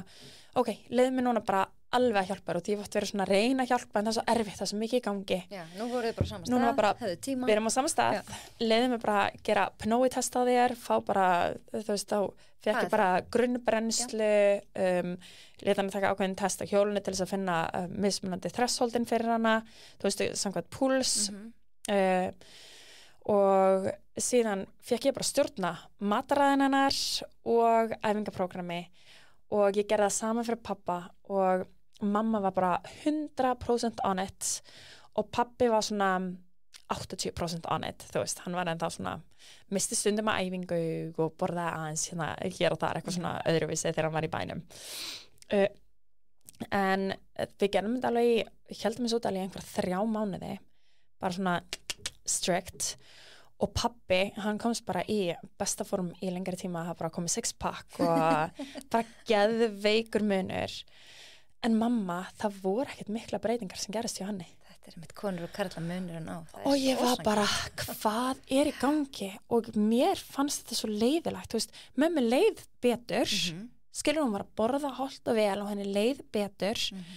En við vorum ekki að fá breytingarnar sem við vildum og langt frá þú veist, ekki einu svona helminga því sem að pabbi var að fá. Þú veist, þetta var brotabrot af því og mér fannst þetta svo leiðilegt því ég skildi ekki í þessu og ég var að vera svo pirruð og ég bara svona ok, og mamma já, ok, þetta það bara það sem það þú veist, það skiptir engum máli hvað ég geri og ég neita því að trúa því en þú veist, ég veit mikið þegar kemur að æfingum og mataræði en guð minn góður, ég veit ekki hvað í gangi og þá var ég búin að taka námskeið með Dr. Stacey Sims sem heitir Women Are Not Small Men. Bókin hann Roar, heitir hann ekki? Jú, Geggjuð. æðislega nefnilega og ég fer að hugsa bara hvað breytingaskeiðið. Það eina sem getur verið að hafa áhrif en þú veist, það ætti ekki að hafa svona mikil áhrif. Þannig að ég tek námskeiði bara menopause, námskeið og ég bara mind blown. Það bara einn hlutur á eftir öðrum sem ég bara svona hvernig vissi ég þetta ekki hvernig þetta ekki common knowledge hvernig vita konur þetta ekki þú veist það er svo margt ég var að láta mömmu gera mjög mikið som 2 á ræstudögum á kvildadögum og ég var að láta hann gera mjög mikið að threshold bara svipa og ég var að gera því ég var ólétt og ég vil bara brenna þú veist, ég bara ná góður brennslu góður hreyfing á líkamann og líða vel þannig ég bara að láta hana taka brennslu og síðan léttari þyngdir þannig að hún geti verið að halda mörgum reppum og halda sig gangandi og síðan meiri brennslu þetta bara svona vorum að taka langar sveittar góðar æfingar bara svitna ógeðslega mikið nákvæmlega og ég var bara svona holy shit ok, þú veist mamma var bara að vera að lyfta þungu fyrir þannig að við þurfum að hafa ákveðin áhrif á taugakerfið við þurfum að fyrir bone density og stimulata frumunar og veðvana þá þurfum við bara að fá sterk contraction til þess að ná uppbyggingu veðvana þannig að það virkar ekki að gera margar endurtekningar og þeir alls ekki að vera að gera löng steady eða threshold það bara brennsla frekar bara göngutúr nei, þeir bara að vera að spretta high intensity spretti þannig að við að taka stutta spretti sprengjur við að taka þessar sprengjur þá erum við að hafa þau áhrif á frumunar við erum að trykka þær, við erum að opna frumunar og þá getum við fara að brenna fitunni við að taka langt þá erum við að því að þá sérstaklega konur á breytingaskeiðinu þær eru í því líka að svona kötta niður mataræði og því að þær eru að reyna að þú veist, léttast þannig að það er að borða en málið við að borða of lítið og taka langa brennslu þá fyrir líkaminn að búa til fitu á ranga staði og konur fitna sem er fáránlegt en er að brenna vöðvanum sínum sem er ógeðslega erfitt að byggja upp og búa til þannig að við að taka þessu löngu event það er ekki verið að brenna fitu þeir að brenna vöðvum og þeir að missa vöðva þannig að maður er bara svona shit þú veist, við þurfum bara að vera að gera akkurat öfugt við það sem við erum búin að vera að gera og þá var ég svona spennt aftur og mamma var spennt og ég fór bara var í sambandi við Stacey og ég setti bara æfingaprógram og bara ok, við gerum þetta og við heldum þessu út saman með mataræði ég sá það konur á þessum aldri þurfa að vera að fá 40-45 gramma próteini í kringum æfinga bara niðurbrotið sem að gerist á æfingu það heldur áfram þannig til að koma með þetta mikið af próteini þannig að það þarf að lúsinkæðinar en þetta mikið af próteini er að taka hluta í fyrir 15 gram kannski fyrir restina eftir þannig að það er ekki of mikið í einu en það er magnið sem að þarf kallmenn þarf 20 og það talaði 20 gram fyrir konur Nei, ég þarf 30-35, konur þarf 40-45 þeir eru komnar fertugt. Það eru mjög margir sem ná ekki að Nei, það er mjög erfitt að uppfylla þetta. Það er hægt að splitta og taka fyrir og eftir. Plus það að það eru mjög marga konur sem eru að taka æfinga kannski á mótnana og borða ekki fyrir æfingu og það er sama. Það verður að borða að hann er tekin æfing. Eitthvað, ná einhverju inn í kerfið áður en æfingin er tekið. Þannig að hafi eitthvað til þess að byggja upp, annars er ég bara að fara að brjóta niður við það. Þannig að þetta var svo ógeðslega mikið upplýsingum og ég og mamma náði svo mikill breytingu við þetta og þá fóru hlutir að gerast og hún fór að léttast og hún fór að fá meiri orku og henni fór að líða betur og munurinn var svo mikill og þá fór ég að fá svo mikið spurningum frá Reykjavík varandi þetta og ég bara hvað, heyrðu, við getum heldur ekki bara sagt, þú veist, jafnveg þó ég ná að deila öllum þessum upplýsingum, hvernig eiga konur sem hafa kannski aldrei verið að lyfta þungu, hvernig eiga þær bara farin í gefum bara, já, ég ætla bara að lyfta þungu, ég ætla bara að gera 5x3 í backskvatti og 5x3 í axlapressu, en eiga það bara að gera það alltaf og hvað er accessoryverki og hvernig eiga þær bara fatta og búa til æfingaprógram sjálfar, þannig ég bara svona, ok, núna ger ég bara æfingaprógram, tala bara við, þú veist, ég er náttúrulega alltaf þegar ég kemst að einhverju á, tala ég við Katrín það og ég verð svo spennt yfir og hún fyrir að hjálpa með mig sinni og þú veist, eitt leiðir að öðru og svo tala ég við Stacey þetta og við ákveðum bara, gerum bara æfingaprógram saman og tekur svolítið langan tíma að byggja upp og gera tilbúið en við launchum sem sagt í mars í fyrra og þetta ég held að svo erfitt fyrir mig að mögulega hætta að keppa en ég komið þarna með langa bara í meiri klukkutíma til að eyða þetta og ég að sjá munin sem að verða á konum og ég að sjá þau skilabóðin sem að fá og breytingarnar í lífinu hjá þeim og orka sem að koma og það er svo margt gott sem að geta komið við þetta, þú veist að stresshormónur herra, þú veist kortisol herra þegar það er minni svefn og þegar það er ekki nóg mikið af próteini og þetta minnkar allt saman við æfingarnar og þegar það verið að laga mataræði og þegar það verið að raða hlutunum upp aðeins öðruvísi þetta er einhvern veginn og það er svo margt sem er hægt að gera líka fyrir nóttina þannig að svitaköstin sé minni og konum líði, þú veist það er svo margt sem er hægt að gera sem að bara ekki, þessar upplýsingar ekki nóg aðgengilegar og núna svolítið springi í þessu, en það er líka svo mikið misinformation, það er fullt af hlutum sem er líka verið að tala sem svo ekki réttir þannig að ég svo ána með að við séum bara með Stacey og við fáum alltaf nýjustu upplýsingar frá henni og við erum að passa bara að það er alltaf rannsóknir á bakvið það sem við erum að gera þannig að mér finnst þetta er svo skemmtlegt og maður ég hef svo oft verið að hugsa mér langar einhvern veginn ég veit ekki, mér langar að nota þá þekkingu sem ég með til að hafa áhrif á og hjálpa eins mörgum og ég get og þannig ég komið plattform þar sem ég get hjálpað og ég veit að þetta kannski aldurshópur eða hópur sem var ekki búist við að ég var að fara að vinna með því ég var ofta að hugsa að hjálpa stelpum í gegnum, hvernig æfi gegnum tíðarhringin eða stelpu þegar það er að byrja blæðingum og hluti sem er að gerast það kemur seinna meir, það er alveg eitthvað sem er á döfinni en þessi hópur bara neglected, hvað er rétt árið það er bara, mér finnst ekki nú mikil aðstóð við konur sem eru að fara gegnum breytingaskeiðið og vonandi eigum við allar eftir að fá að gangi gegnum þetta tímabil vonandi munum við allar vera það gamlar að við fáum að gangi gegnum þetta tímabil og þetta tímabil þarf ekki að vera slæmt tímabil þetta er bara tímabil þar sem við þurfum að kynnast nýja líkamannum og við þurfum að læra að vinna með nýja líkamannum en við ætlum að halda áfram að lifa og við ætlum að halda áfram að hafa orku við ætlum ekki bara að láta kallan okkar vera með orku, við ætlum að vera með orku og geta leikið og vera með barnabötunum og ferðast og líði vel og náða að sofa í gegnum nóttina þú veist, við halda áfram að vera sterkar það er bara, og það er svo magnað að fengi líka bara að vinna með konum sem á aldrei snertir lyftingastöng og maður er bara að kenna þeim að taka hnébeygju bara back squat og pressu það er empowering það er empowering þess vegna var nafninu valið bara við ætlum að vera empowering women þannig að þetta er fáránlega skemmtilegt þetta þetta er online program og velur fólk konur velja þær hversu oft í viku þær vilja æfa þetta bara fast þetta er fast við mælum með að það æfa minnst að kosti 3 sinnum í viku. Það eru 4 æfingar á viku og síðan erum við með svona ákveðið active recovery 1 dag og pelvic floor health aðeins þar inni. Það annað sem langar að bæta aðeins meira inn í þetta. Það bara svona 1 skref í einu. En já, þannig að þetta eru 4 æfingar á viku. Við viljum að konur samkvæmt rannsóknum, það er lang best ef að konur ná inn 3 lyftingadögum í viku. Þannig að ég býst við þegar það eru 4 dagar að þá taki konur allavega 3 af þeim.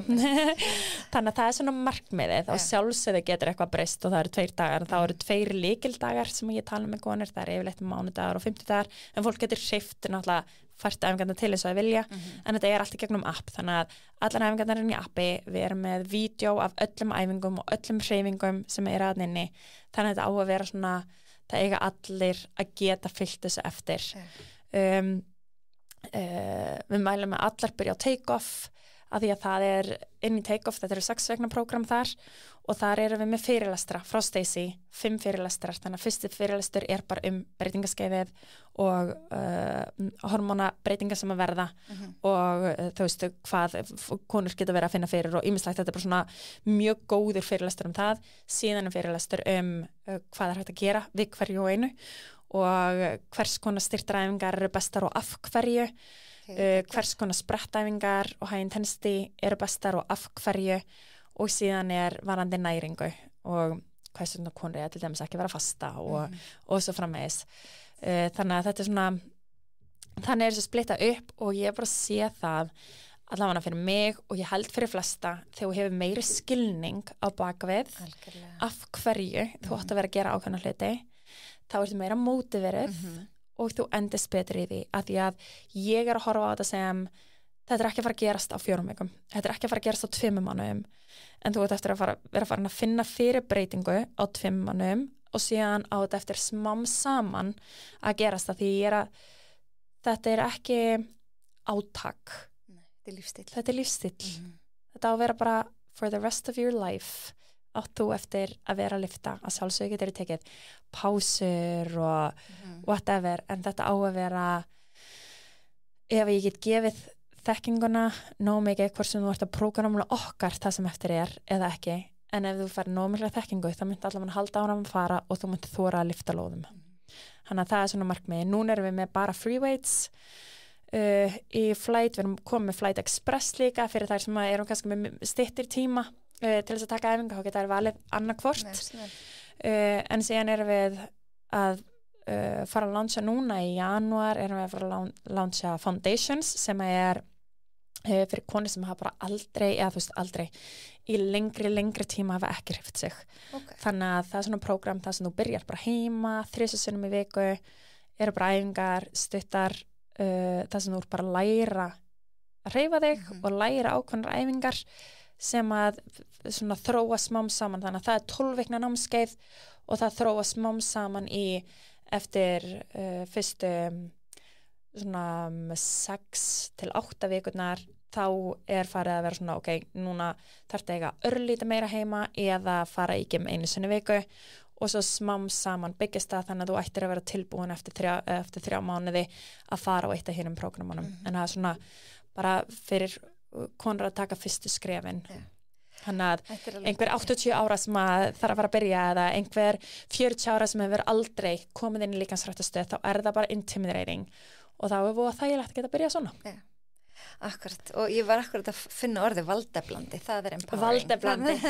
vel gert valdeblandi þú veist, við sem höfum verið að lyfta og okkur finnst það kannski ekki eins en ef að kona sem hefur aldrei verið að lyfta og finnur alltaf hún að styrkjast, ég held að þetta sé rosalega valdeblandi. Þetta er fáránlega góð tilfinning sko. En ég sko upplifði sem sagt, ég hef alveg talað það ég sem þáttum að ég svona dottin inn á þetta breytingaskeið og ótrúlega oft fer umræðan út í breytingaskeiði og eins og þú veist að segja, það ótrúlega fáfræði þetta og samt helmingur mannkinn sem gengur í gegnum þetta skeið og samt vitum við alltaf lítið það. Það að því að það brókist lært að gera rannsóknir á konum og þá yfirleitt bara ákveðið peningnum í kallmennina og við erum settar sem 70 kíló kallmaður eru konur yfirleitt bara settar í þann hóp. Já, þú hefur náttúrulega oft talað um það, konur Já. ekki litli kallmenn. Nákvæmlega, við erum bara alltaf öðru í sig. Þannig að núna loksins fara að gera fleiri rannsóknir á konum og konum á breytingaskeið líka. En ég skil alveg það mikil flóknara og því að þá þarfst að vita á hvað stað í tíðarhengnum ertu þegar þú kemur í rannsóknina og hormónin hormónin fluctuation sem við erum með og það sem er að gerast. En það sem gerir þetta svo ótrúlega áhugavert, það svo mikið sem er hægt að gera.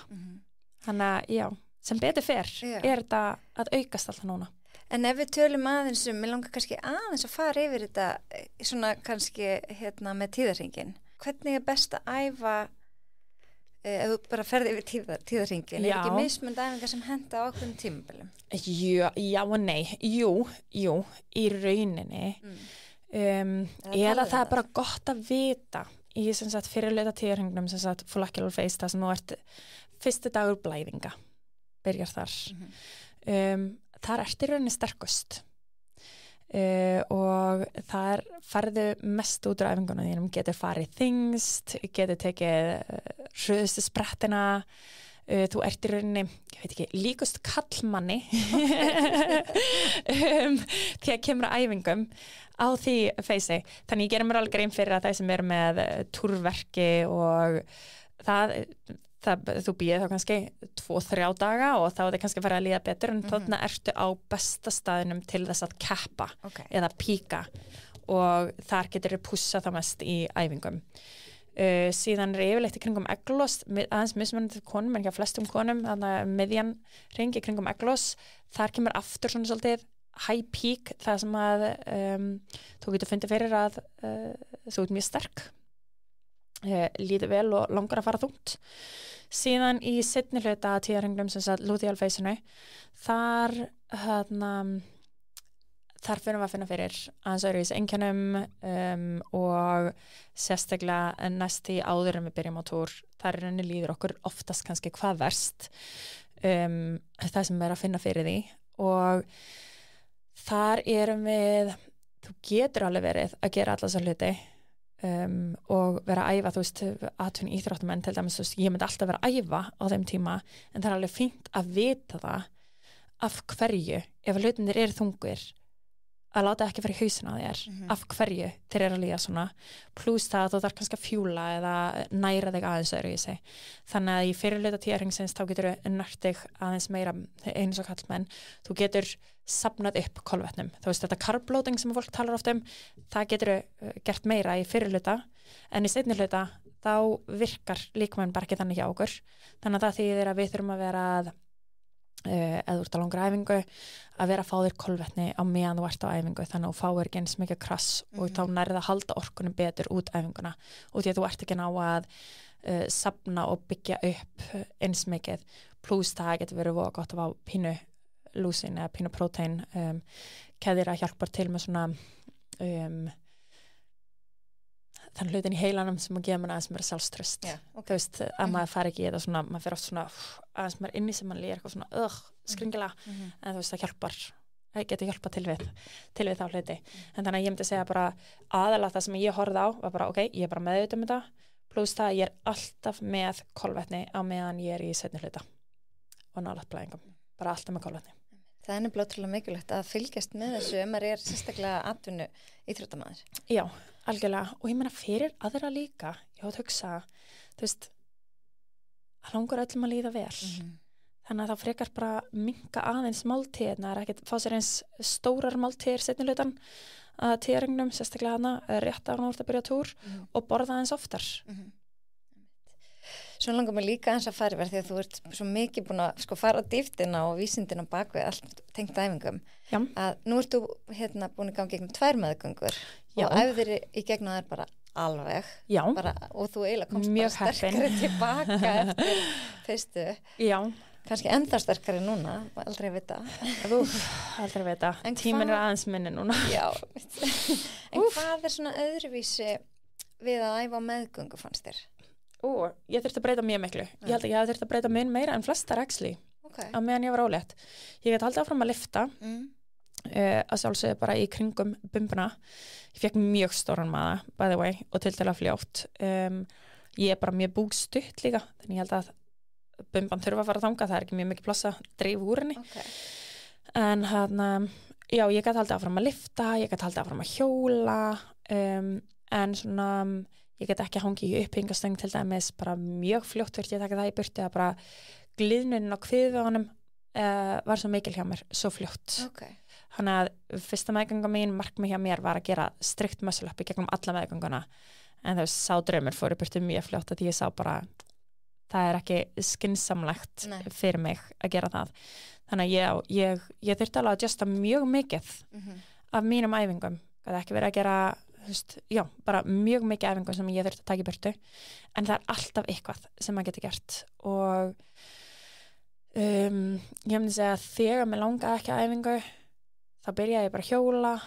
aðeins, hita upp og mér leið alltaf svo mikið betur eftir á. Og í líkamanum líka, þú veist, þegar ég var stíf í bakinu eða finna hans verið grindinni eða eitthvað, mann leið svo mikið betur eftir á. Svo lengi sem ég fór ekki of langt, og ég fann það alveg stundum, fór ég aðeins of langt, og sérstaklega seinni hlutann á meðgöngunni, ef ég reyndi of mikið á mig, þá tók mér bara lengri tíma að recovera. En þegar ég var að reyna of mikið á mig, þá var það eiginlega meira, við vorum akkurat að flytja, og þá er ég að halda á svo miklu, og þá er ég alveg komið bara kvöldið að bara, oh my god, það er erfitt að standa upp, það er erfitt að labba, ég þarf bara að sitja í sófanum, bara hvað shit, verð ég svona það sem eftir að meðgöngunni, oh my god, oh my god, oh my god. En þá tók mér bara aðeins lengri tíma að jafna mig. Þannig að þú veist, í staðin fyrir að vera kannski dagur, þá var allt í orðið 3 dagar, og svona, ok, núna þarf ég að sýna aðeins meiri skynsemi og hlusta bara á líkamann á mér. En alltaf leið mér betur þegar ég var að æfa, og ég gat eftir alveg gegnum meðgönguna, og ég gat alveg að skipta mér máli að finna fyrir að ná að svitna og að finna fyrir að ná að nota vöðvana mína aðeins. Það er svona, leið mér bara líða betur. Já, og svo ég veit að fyrsta fæðingin var frekar erfið. Þú talaði svolítið um það. Mjög erfið fæðing, gekk mjög illa. Hormalega, þetta 3 daga fæðing. Já, ég hef svo langan tíma í útvikun, sko. Bara óheyrilega langan tíma. Þau veit ég hvað, ég fór í gegnum marga ljósur. Ég kom með sömu ljósuna aftur. Hún var búin að fara heim og komin aftur. Hafði það mikil áhrif á þig? Já, það hafði alveg áhrif á mig. Sko, í rauninni það sem ég myndi segja hafði mest áhrif á mig, það var svo erfitt að koma Freyju út. Hún var aldrei að pompa almennilega niður, hún var skökk með hausinn svona aðeins upp og líka skökk, og það var farið inni með nokkru sinnum, mér aldrei leiðið eins mikið eins og bara skepnu, en þú veist, farið inni með nokkru sinnum að reyna að snúa, reyna að laga, reyna að snúa. Síðan var það ekki verið en ég kom bara inn á skurðstofu, bara tilbúin í bráðakeisara, þá fekk ég að íta aðeins oftar, og þeir ákveða að pröfa að íta það sem þeir bara kliftu, og ég íta á sama tíma með sóklukku, og það var ég svona 3. 4. tilraun þar. Það sem að hún komst út og ég rifna í hin áttina, skiluru, og ég misti mér 2 lítar blóði, og ég heyrði ekkert í henni fyrst, og ég held að það hafi haft svolítið mikil áhrif á mig, bara, og því að þá fór þessi hræðsla líka, þú veist, var það þroska í mér, skiluru, ég kann ekki eiga barn, ég hef aldrei gert þetta áður, átti mig ekki að gera þetta, átti ég að vera keisara, þú veist, hvenær átti svo ákvörðun að vera tekin, var þessi ákvörðun tekin of seint, eða þú veist, var þetta slæmt fyrir hana, þannig að þú veist, svo þurfti að fara með hana þá bara upp í burtu frá mér sem sagt, og sauma mig saman, ég náttúrulega læt Fredrik fylgja barninu og tekur einhver 2 tíma að sauma mig líka saman, og síðan var ég að fara upp og hitta hana, og það var bara dásanlegasta moment í lífinu var þegar hún var komin út og hún var byrjað að anda og hún var komin í fangið mitt, ég fekk hana á bringuna minn í smá stund áður hún var tekin frá mér í skoðun og tjekk og allt það, því hún var mjög súr í fæðingunni sem sagt, en ég hef fulla trú á því líka að allar æfingarnar mínar hafi hjálpað henni, að því hún var óheyrilega sterk. Það var fáránlegt, það var náttúrulega verið að fylgjast með henni gegnum alla fæðinguna líka, og púlsinn í henni droppaði svo hratt niður, þær voru alveg bara, vá, þetta er magna, það er í lagi, það er allt í lagi, þú veist, hún er alveg að höndla þetta, og kom út sem hetja, og hún var bara að byrja að lyfta haus, bara, þú veist, þetta var bara ótrúlega sterk, sko. En já, ég er alveg 2 daga upp á spítala, einhverju hluta vegna neita ég að fá blóð, og ég fæ bara veit ekki okkur, eitthvað svona þrjóska í mér að, þú veist, ef ég þarf ekki blóð, eiga blóði fyrir það sem að þurfa því að halda. röng ákvörðun. Síðan þegar ég komin heim þá einhvern veginn svona já, líka bara fæðingarlæknirinn minn kemur til mín hana og segir við mig bara fljótlega eftir því ég kom bara inn á herbergi, segir bara hvað þetta var mjög erfið fæðing og þú fórst mjög illa, grindabotnin fór mjög illa og ég veit úr atvinni íþróttamaður en ég veit ekki hvort að þú munir nokkuð tímann vera að lyfta neitt mjög þunga aftur og ég er bara svona fyrsta lagi, mér er drull akkurat núna, þú veist, mér er drull það skiptir bara máli að það er lagi með barnið mitt í öðru lagi það þarf ekki að tróða þessu í hausinn á mér þú veist, ég þarf ekki að vera að hugsa þetta akkurat núna sjálfsögum, menn það þá að vera eitthvað sem að poppar upp í hausinn á mér einhvern tíma setna en sem betur verið var það ekki að hafa eitthvað mikil áhrif á mig því ég var bara hvað, ok, þú veist fuck that ég var aldrei ákveðin í því að ég ætlaði að koma tilbaka hvort þið er ég var bara ákveðin í því að ég vildi eignast barn og sama hvernig færi þá væri það þess virði síðan lendi ég svolítið bara í því þegar ég komin heim að ég get ekki verið í styrtu sjálf þú veist, ég er bara við yfirlið út að vera með svona lítið blóð ég get ekki setið út af því ég er svo sköttuð að neðan sem betur fer gengur ótrúlega vel með Freyju, tekur brjóstið svo vel og ég er með góða, þú veist, gott magnumjólk og allt það þannig að sem betur fer alltaf ganga vel með hana það er bara ég sem er í einhverjum mólum og þegar ég sé mig í speglinum einhvern veginn bara svona alveg skattaða og lítandi út eins og ég sé kas ólétt ennþá sko og svo óbúslega ósjálfstæð ég get ekki halda á Freyju sjálf þú veist, ég þor ekki að halda á henni standandi upp á það ef ég missa hana eða fyrir yfirlið eða eitthvað gerist þannig ég get ekki verið ein heima og þá lendi ég bara í svona smá fæðingatunglandi ég hef enga matarlyst ég upplifa það bara að vera með á Big Bang Theory og ég bara svona af hverju er fólk að leika í þessum þáttum við erum öll eftir að deyja þú veist, það kemur í hausinn á mér ég er mjög hamingjusöm týpa og það þarf yfirleitt bara svona og ég er komin í gott skap þú veist, ef ég dett niður þá þarf ekkert til að toga mig upp aftur yfirleitt mjög jákvæð og þarna þá ef Fredrik eitthvað að reyna að búa til mat sem mig langar ekki neitt þannig að ef ég panta pítsu, mig langar ekki pítsu vildi súkkulaði, ég vil ekki súkkulaði mig langar ekki í neitt, ég vil ekkert ég vil bara halda batninu mínu og þá svona opna ég mig með það sem ég var að finna fyrir þarna og brotna niður og ég bara svona einhvern veginn brotna algjörlega niður og þá gerum okkur líka grein fyrir að ég er ekki búin að sofa í örugglega 4 sólarhringa á þessum tímapunkti bara algjörlega náttúrulega erfið fæðing ég sá eitthvað aðeins upp á spítala en svo er ég bara ekkert búin að sofa þú veist þegar hún fær barn fyrsta skipti hún var að drekka nógu oft og ég með tæmur á símanum mínum á hálftíma fresti þannig að ég geti vita að sé í lagi með hana þú veist og hvort hún sé þyst eða hvort hún sé að liggja rétt þannig að endra á því að þú veist ég sef aðeins sem hann Fredrik heldur á hún og lofað mér að hann muni vera vakandi skilur ég er bara í einhver svona paranói og þegar hún er heima mér líður bara vel á meðan ég er að horfa á hana og ég get ekkert sofið svo kemur ljósinu mynda heimsækir okkur hérna og hún ertu búin að sofa eitthvað og ég alveg nei, ég get ekkert sofið og hann alveg, ok, taktu eitthvað og fara svo, ég alveg ekki sem þess að ég taki neitt það því að barnið mitt er á brjóstumjólk ég mun bara gefa henni það besta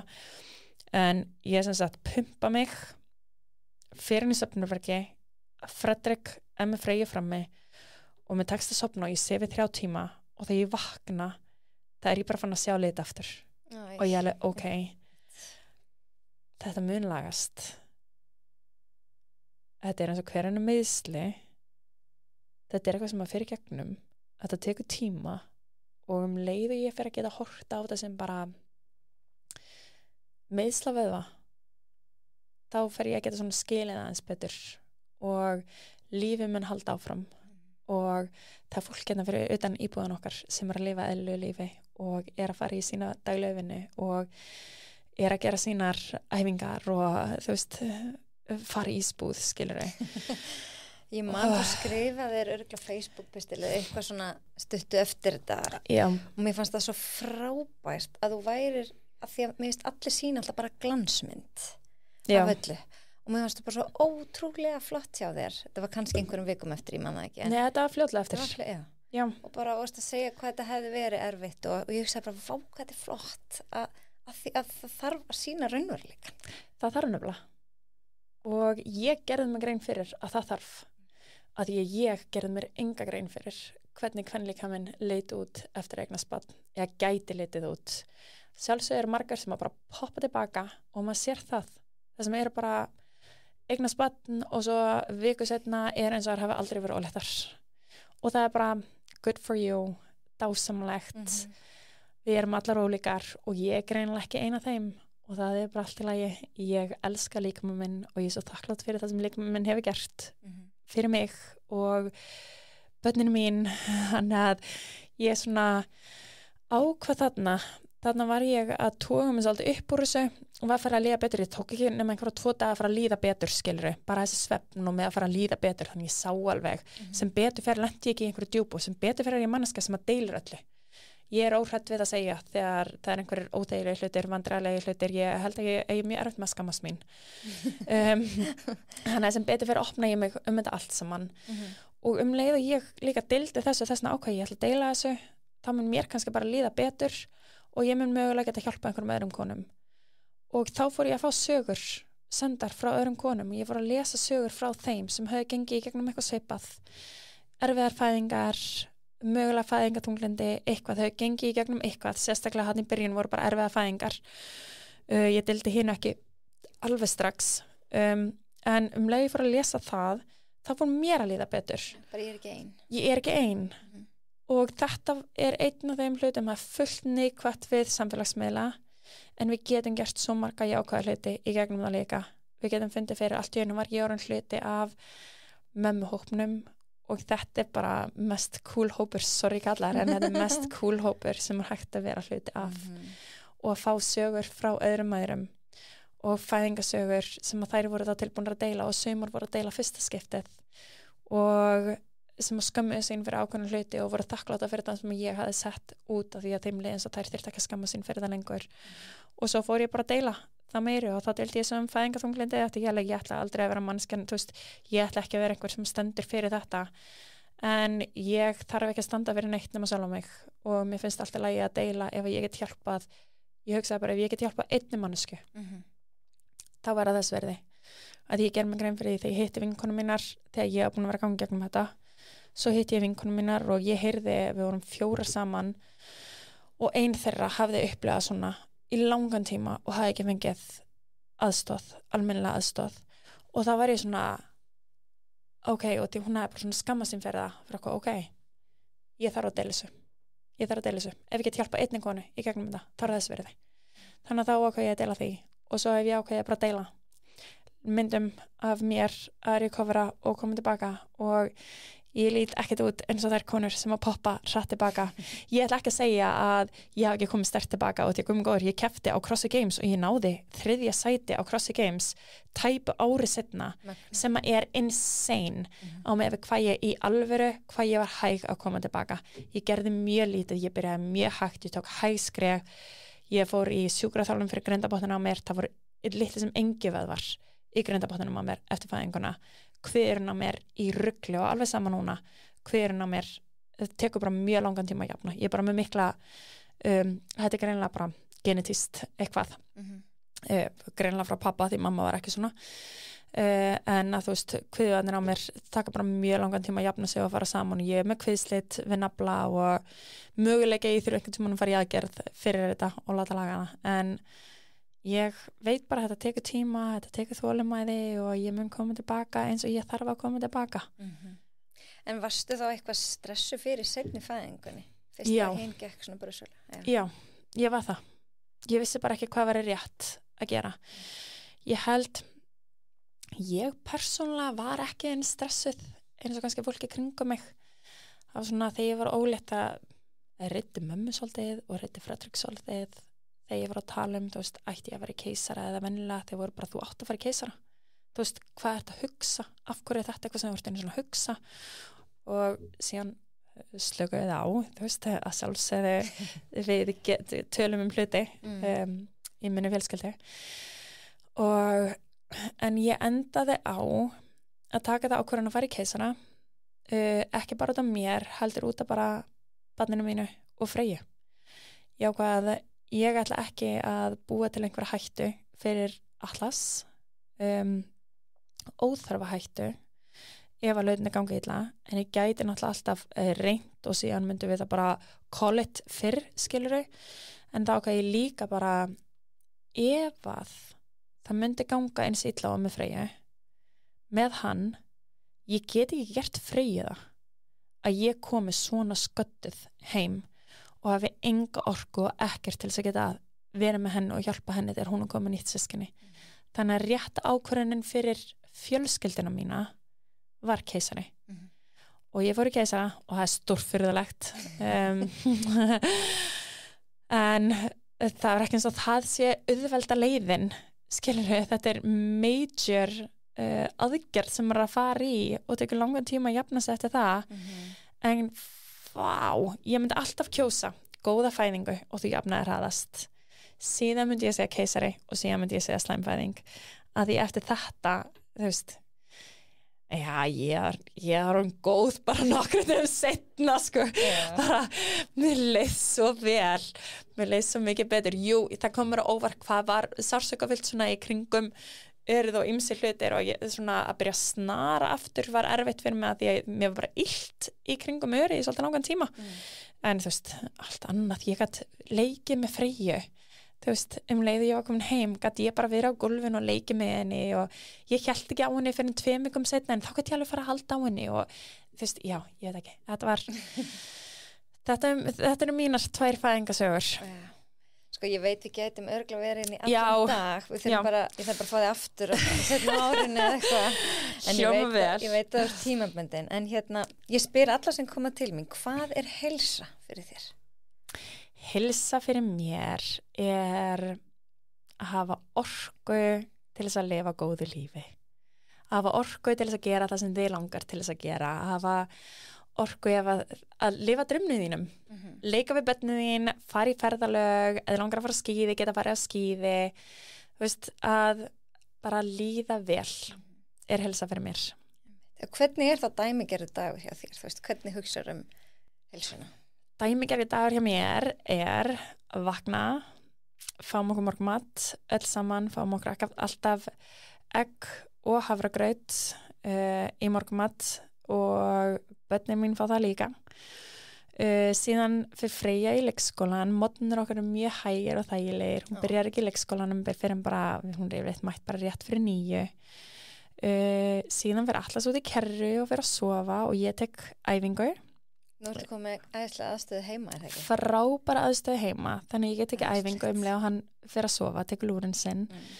Síðan þegar hann vaknar, hann segir mig svo vel, þegar hann vaknar þá er hann oft með mér bara í bílskotnum aðeins og hann mjög gaman að því bara meðan maður að klára að gera accessory eða tegja eða eitthvað og ég leik við hann. Svo fáum okkur hotlan og góðan hádegismat, yfirleitt búum við til erum við með kjúkling og salat og sendum kannski inn í vefju eða eitthvað. Síðan þegar Atlas fyrir að sofa seinni svefni sinn, þá fyrir ég að vinna í prógraminu eða vinna í bókinu minni eða þú veist, það er svolítið mikið í gangi í augnablikinu það er svona pínu hann að mjög erfitt þegar hann sefur ekki vel, svo fyrir hann að sækja Freyju yfirleitt 3:30 og síðan er bara svona heilagur fjölskyldu tími, bara farið út að leika eða vera í einhverjum ímyndanarleikjum heima, klikkað ímyndanarafn hjá Freyju. Ég hefur alltaf verið, núna er það yfirleitt Spidey leikir sem við erum í, hún er Ghost Spider og ég er Spin og alltaf þessi Spider-Man og við erum bara í einhvern skemmtilegum leikjum öll saman heima og síðan við kemum bara kvöldmaturinn, fáum okkur alltaf eitthvað kaffi þegar hún kemur heim úr leikskólanum, yfirleitt skýrskálar og eitthvað, kvöldmatur, öll saman, alltaf engi símar og ekkert nálægt og ég reyna að hafa síma mig bara, það er yfirleitt erfitt að ná í mig þegar Freyja komin heim á leikskólanum og svo þegar börnin fara eftir kvöldmat þá erum við yfirleitt með danspartí, syngjum lög, danspartí þau fara í bað, bæði börnin og fara að sofa klukkan 8:15 og síðan byrjar vinnudagur, seinni hluti vinnudags hjá okkur. Já, þannig þið vinnir líka á kvöldin? Já. Þá setjumst við niður og vinnum á kvöldin, svörum tölvupóstum fyrir Empower og það sem svona þarf að klárast fyrir daginn og síðan reyni ég að hafa hálftíma í að teygja eða vinna í líkamanum mínum á kvöldin líka. og svo förum við að sofa. Reynum að fara ekki of seint að sofa. En já, því svefnin er náttúrulega svo ótrúlega mikilvægur. Já, alveg og það er alveg búið að vera pínu erfitt alltaf að fara að vakna svolítið oft aftur á næturnar, ég veit ekki alveg hvað er í gangi, þetta er þessi þroska tímabil. En já, þannig að þetta er dagurinn okkar og þegar Freyja er í fríi þá er hún bara með okkur í þessu öllu saman. Þannig að já, þetta er dásamlegt. Hvað myndir þú segja að þú væri svona meðal til að æfa marga klukktíma á viku eða dag eða viku? Ekki nógu mikið fyrir Vora Plusa eða til að keppa í einstaklingsaftur en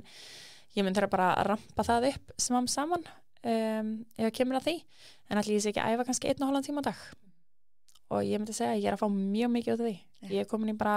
úthaldi mitt er bara það sem það þarf að vera less is more stundum já, það er svolítið þannig og mér líður ótrúlega vel í líkamannum það er bara lykilatri þannig að þegar mér vil í líkamannum þá er hausinn á réttum stað þannig að þú bara borðar bara mjög hreint mataraði já og passir upp á svefnin já, ég viðkynna það alveg ég á mjög erfitt með súkkulaði það er bara my kryptonite þannig að ég er með popvél og ég poppa á hverju einasta kvöldi örugglega til að svona reyna að halda mig frá því einmitt, já, mér fannst það svo ótrúlega gott sem einn sagði daginn, ég hef kannski sagt á þér í sem þætti, ég man það ekki en þetta er svo gott til að deila ekki eftir að, þú veist, ef þú átt súkkulaði eða eitthvað, þú ákveður bara að þú mátt fá þér 1 mola og ef þú veist þú mátt aftur fá þér 1 mola á morgun, veist, bara 1 þá er það auðveldar að fá sér bara 1 en ef þú hugsar, ég má ekki fá mér fyrr en á laugardaginn eða fyrr en eftir mánuð, þá er svona kreifa maður meira ofta já, svolítið erfitt með það sko er það? Já, svolítið erfitt með það að fá þér bara 1 já, ef ég fæ mér 1 þá er ég búin að brjóta þetta hvort þið er þannig að það fæ ég mér 1 viðbót og svo fæ ég mér 1 viðbót og svo bara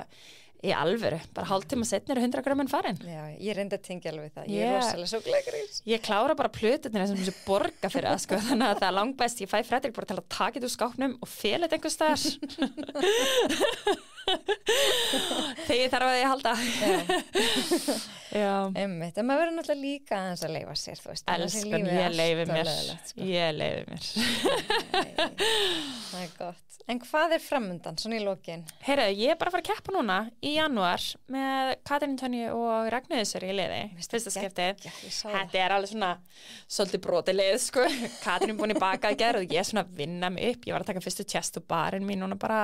fyrir einhverjum rúmri viku síðan og ég er ekki farin að gera það er ýmislegt sem að vantar en núna fer maður að keyra það upp, þetta á bara að vera gaman ég ætlum bara að fá að keppa og hafa gaman saman en geggjað. Já. Og hvað sér þið fyrir árið 2025? Setur þið markmið? Ég set mér ekki bara markmið árlega, ég bara upp svona bæti við markmiðinu mín og laga þau til bara reglulega ég myndi segja ég geri það örugglega svona allavega mánaðarlega sem ég laga það aðeins til en ég er ennþá ekkert að stressa mig á því en ég er ennþá bara að ákveða hvað ég ætla að gera með, þú veist, fyrirlega minn núna í ár. Ég mun ekki taka ákvörðun, ég er bara í chilli og mun ekki taka ákvörðun það fyrir en ég er búin að Vora Plusa að sé hvernig mér líður að keppa og hvað mér langar að gera. Þú veist að það er með marga bolta á lofti, þú ert að skrifa bók. Já. Og er það líka barnabók eins og hinn? Nei, það er bókin mín og hún er mjög löng. Þannig að er hún þig? Já. Þetta er bara svona árin mín og hvað ég hef lært á hverju einasta ári. Eins og ég sagði í byrjun, maður læri svo mikið á hverju einasta ári. Þannig að þetta er svolítið bara svona ups and downs. Gekkja. Já. Svo eru þið með líka, voru að gefa út skincare eða svona sólavörn og eitthvað. Já, það kom út í fyrra. Ég er að taka mig út af því. Það er bara, það er ómikið í gangi og ég hef ekki rétt að passjoni fyrir því. Mér langaði sólavörn sem var hrein og góð. Þannig kom það til en þetta er ekki áhugi minn liggur ekki þarna þannig að ég ætla að eyða minni orku og því í það sem ég hef alveg áhuga á. Já, ég heyri á þér að þú ert rosa fjölskyldukonna og mikið passjón að vera með fjölskyldinni. Já, ég er það. Það er bara dásamlegt. En takk kærlega fyrir að koma, ég vona ég bara fóði aftur eftir ára því það er svo margt sem að þú veist svo mikið, en takk líka bara fyrir, ég veit ekki hvort að fólk gerir sér grein fyrir því hversu mikil jákvæð áhrif þú hefur, ég meina þú ert með 1,5 milljónir fylgjenda á Instagram eða eitthvað Já. og þú ert að setja út allt bara svona, þú kemur til dyrna eins og klætt, eða skilur, mér finnst Það gerir svo sem mikið auðvelt. Já. Ekki það svo sem mikið að sé auðvelt, en það gerir það auðvelt ef maður ekki að reyna að búa til neitt. Ég bara eins og ég og fólk fylgir eða vill fylgja, ég veit að hjálpa þeim og einhvern máta. Þannig að já, ég er að reyna að hafa þetta þannig að þetta sé eitthvað jákvætt, uppbyggilegt og eitthvað alvöru. Ég deili upp og niður. Já, einmitt, sem svo mikilvægt. Lífið er þannig. Lífið er þannig. Það bara þannig. Eitthvað að lokum. Eitthvað sem er að gleyma. Nei, ég held að þetta sé bara búið að vera mjög skemmtilegt spjall með þér. Það er sem betur ver, drifum við í þessu maður. Hálfu ári setna. Já, nýtt ár, nýtt tækifæri. Nákvæmlega. Og ég bara segi gangið vel með litla mann og ég sé ykkur mjungbarn Já, við erum bara að fara að byrja hlaka ótrúlega mikið til, Freyja ætla að koma líka Já, en gaman, æðislegt og bara gangið rosa vel með hlín verkefni Takk og fyrir ég hlaka til að fylgjast áfram með þér Sömuleiðis, takk Að lokum langar mig að sjálfsögðu að hvetja þig til þess að fylgja hlaðvarpinu á Spotify eða Apple Podcast eða Google Podcast eða hvar sem þú ert að hlusta og endilega gefa þættinum einhvern eða hlaðvarpinu og svo er auðvitað gaman ef þú væri til í að fylgja Heilsuerla á Instagram því þar set ég líka reglulega inn og ef þú vissir ekki af Facebook-hópnum mínum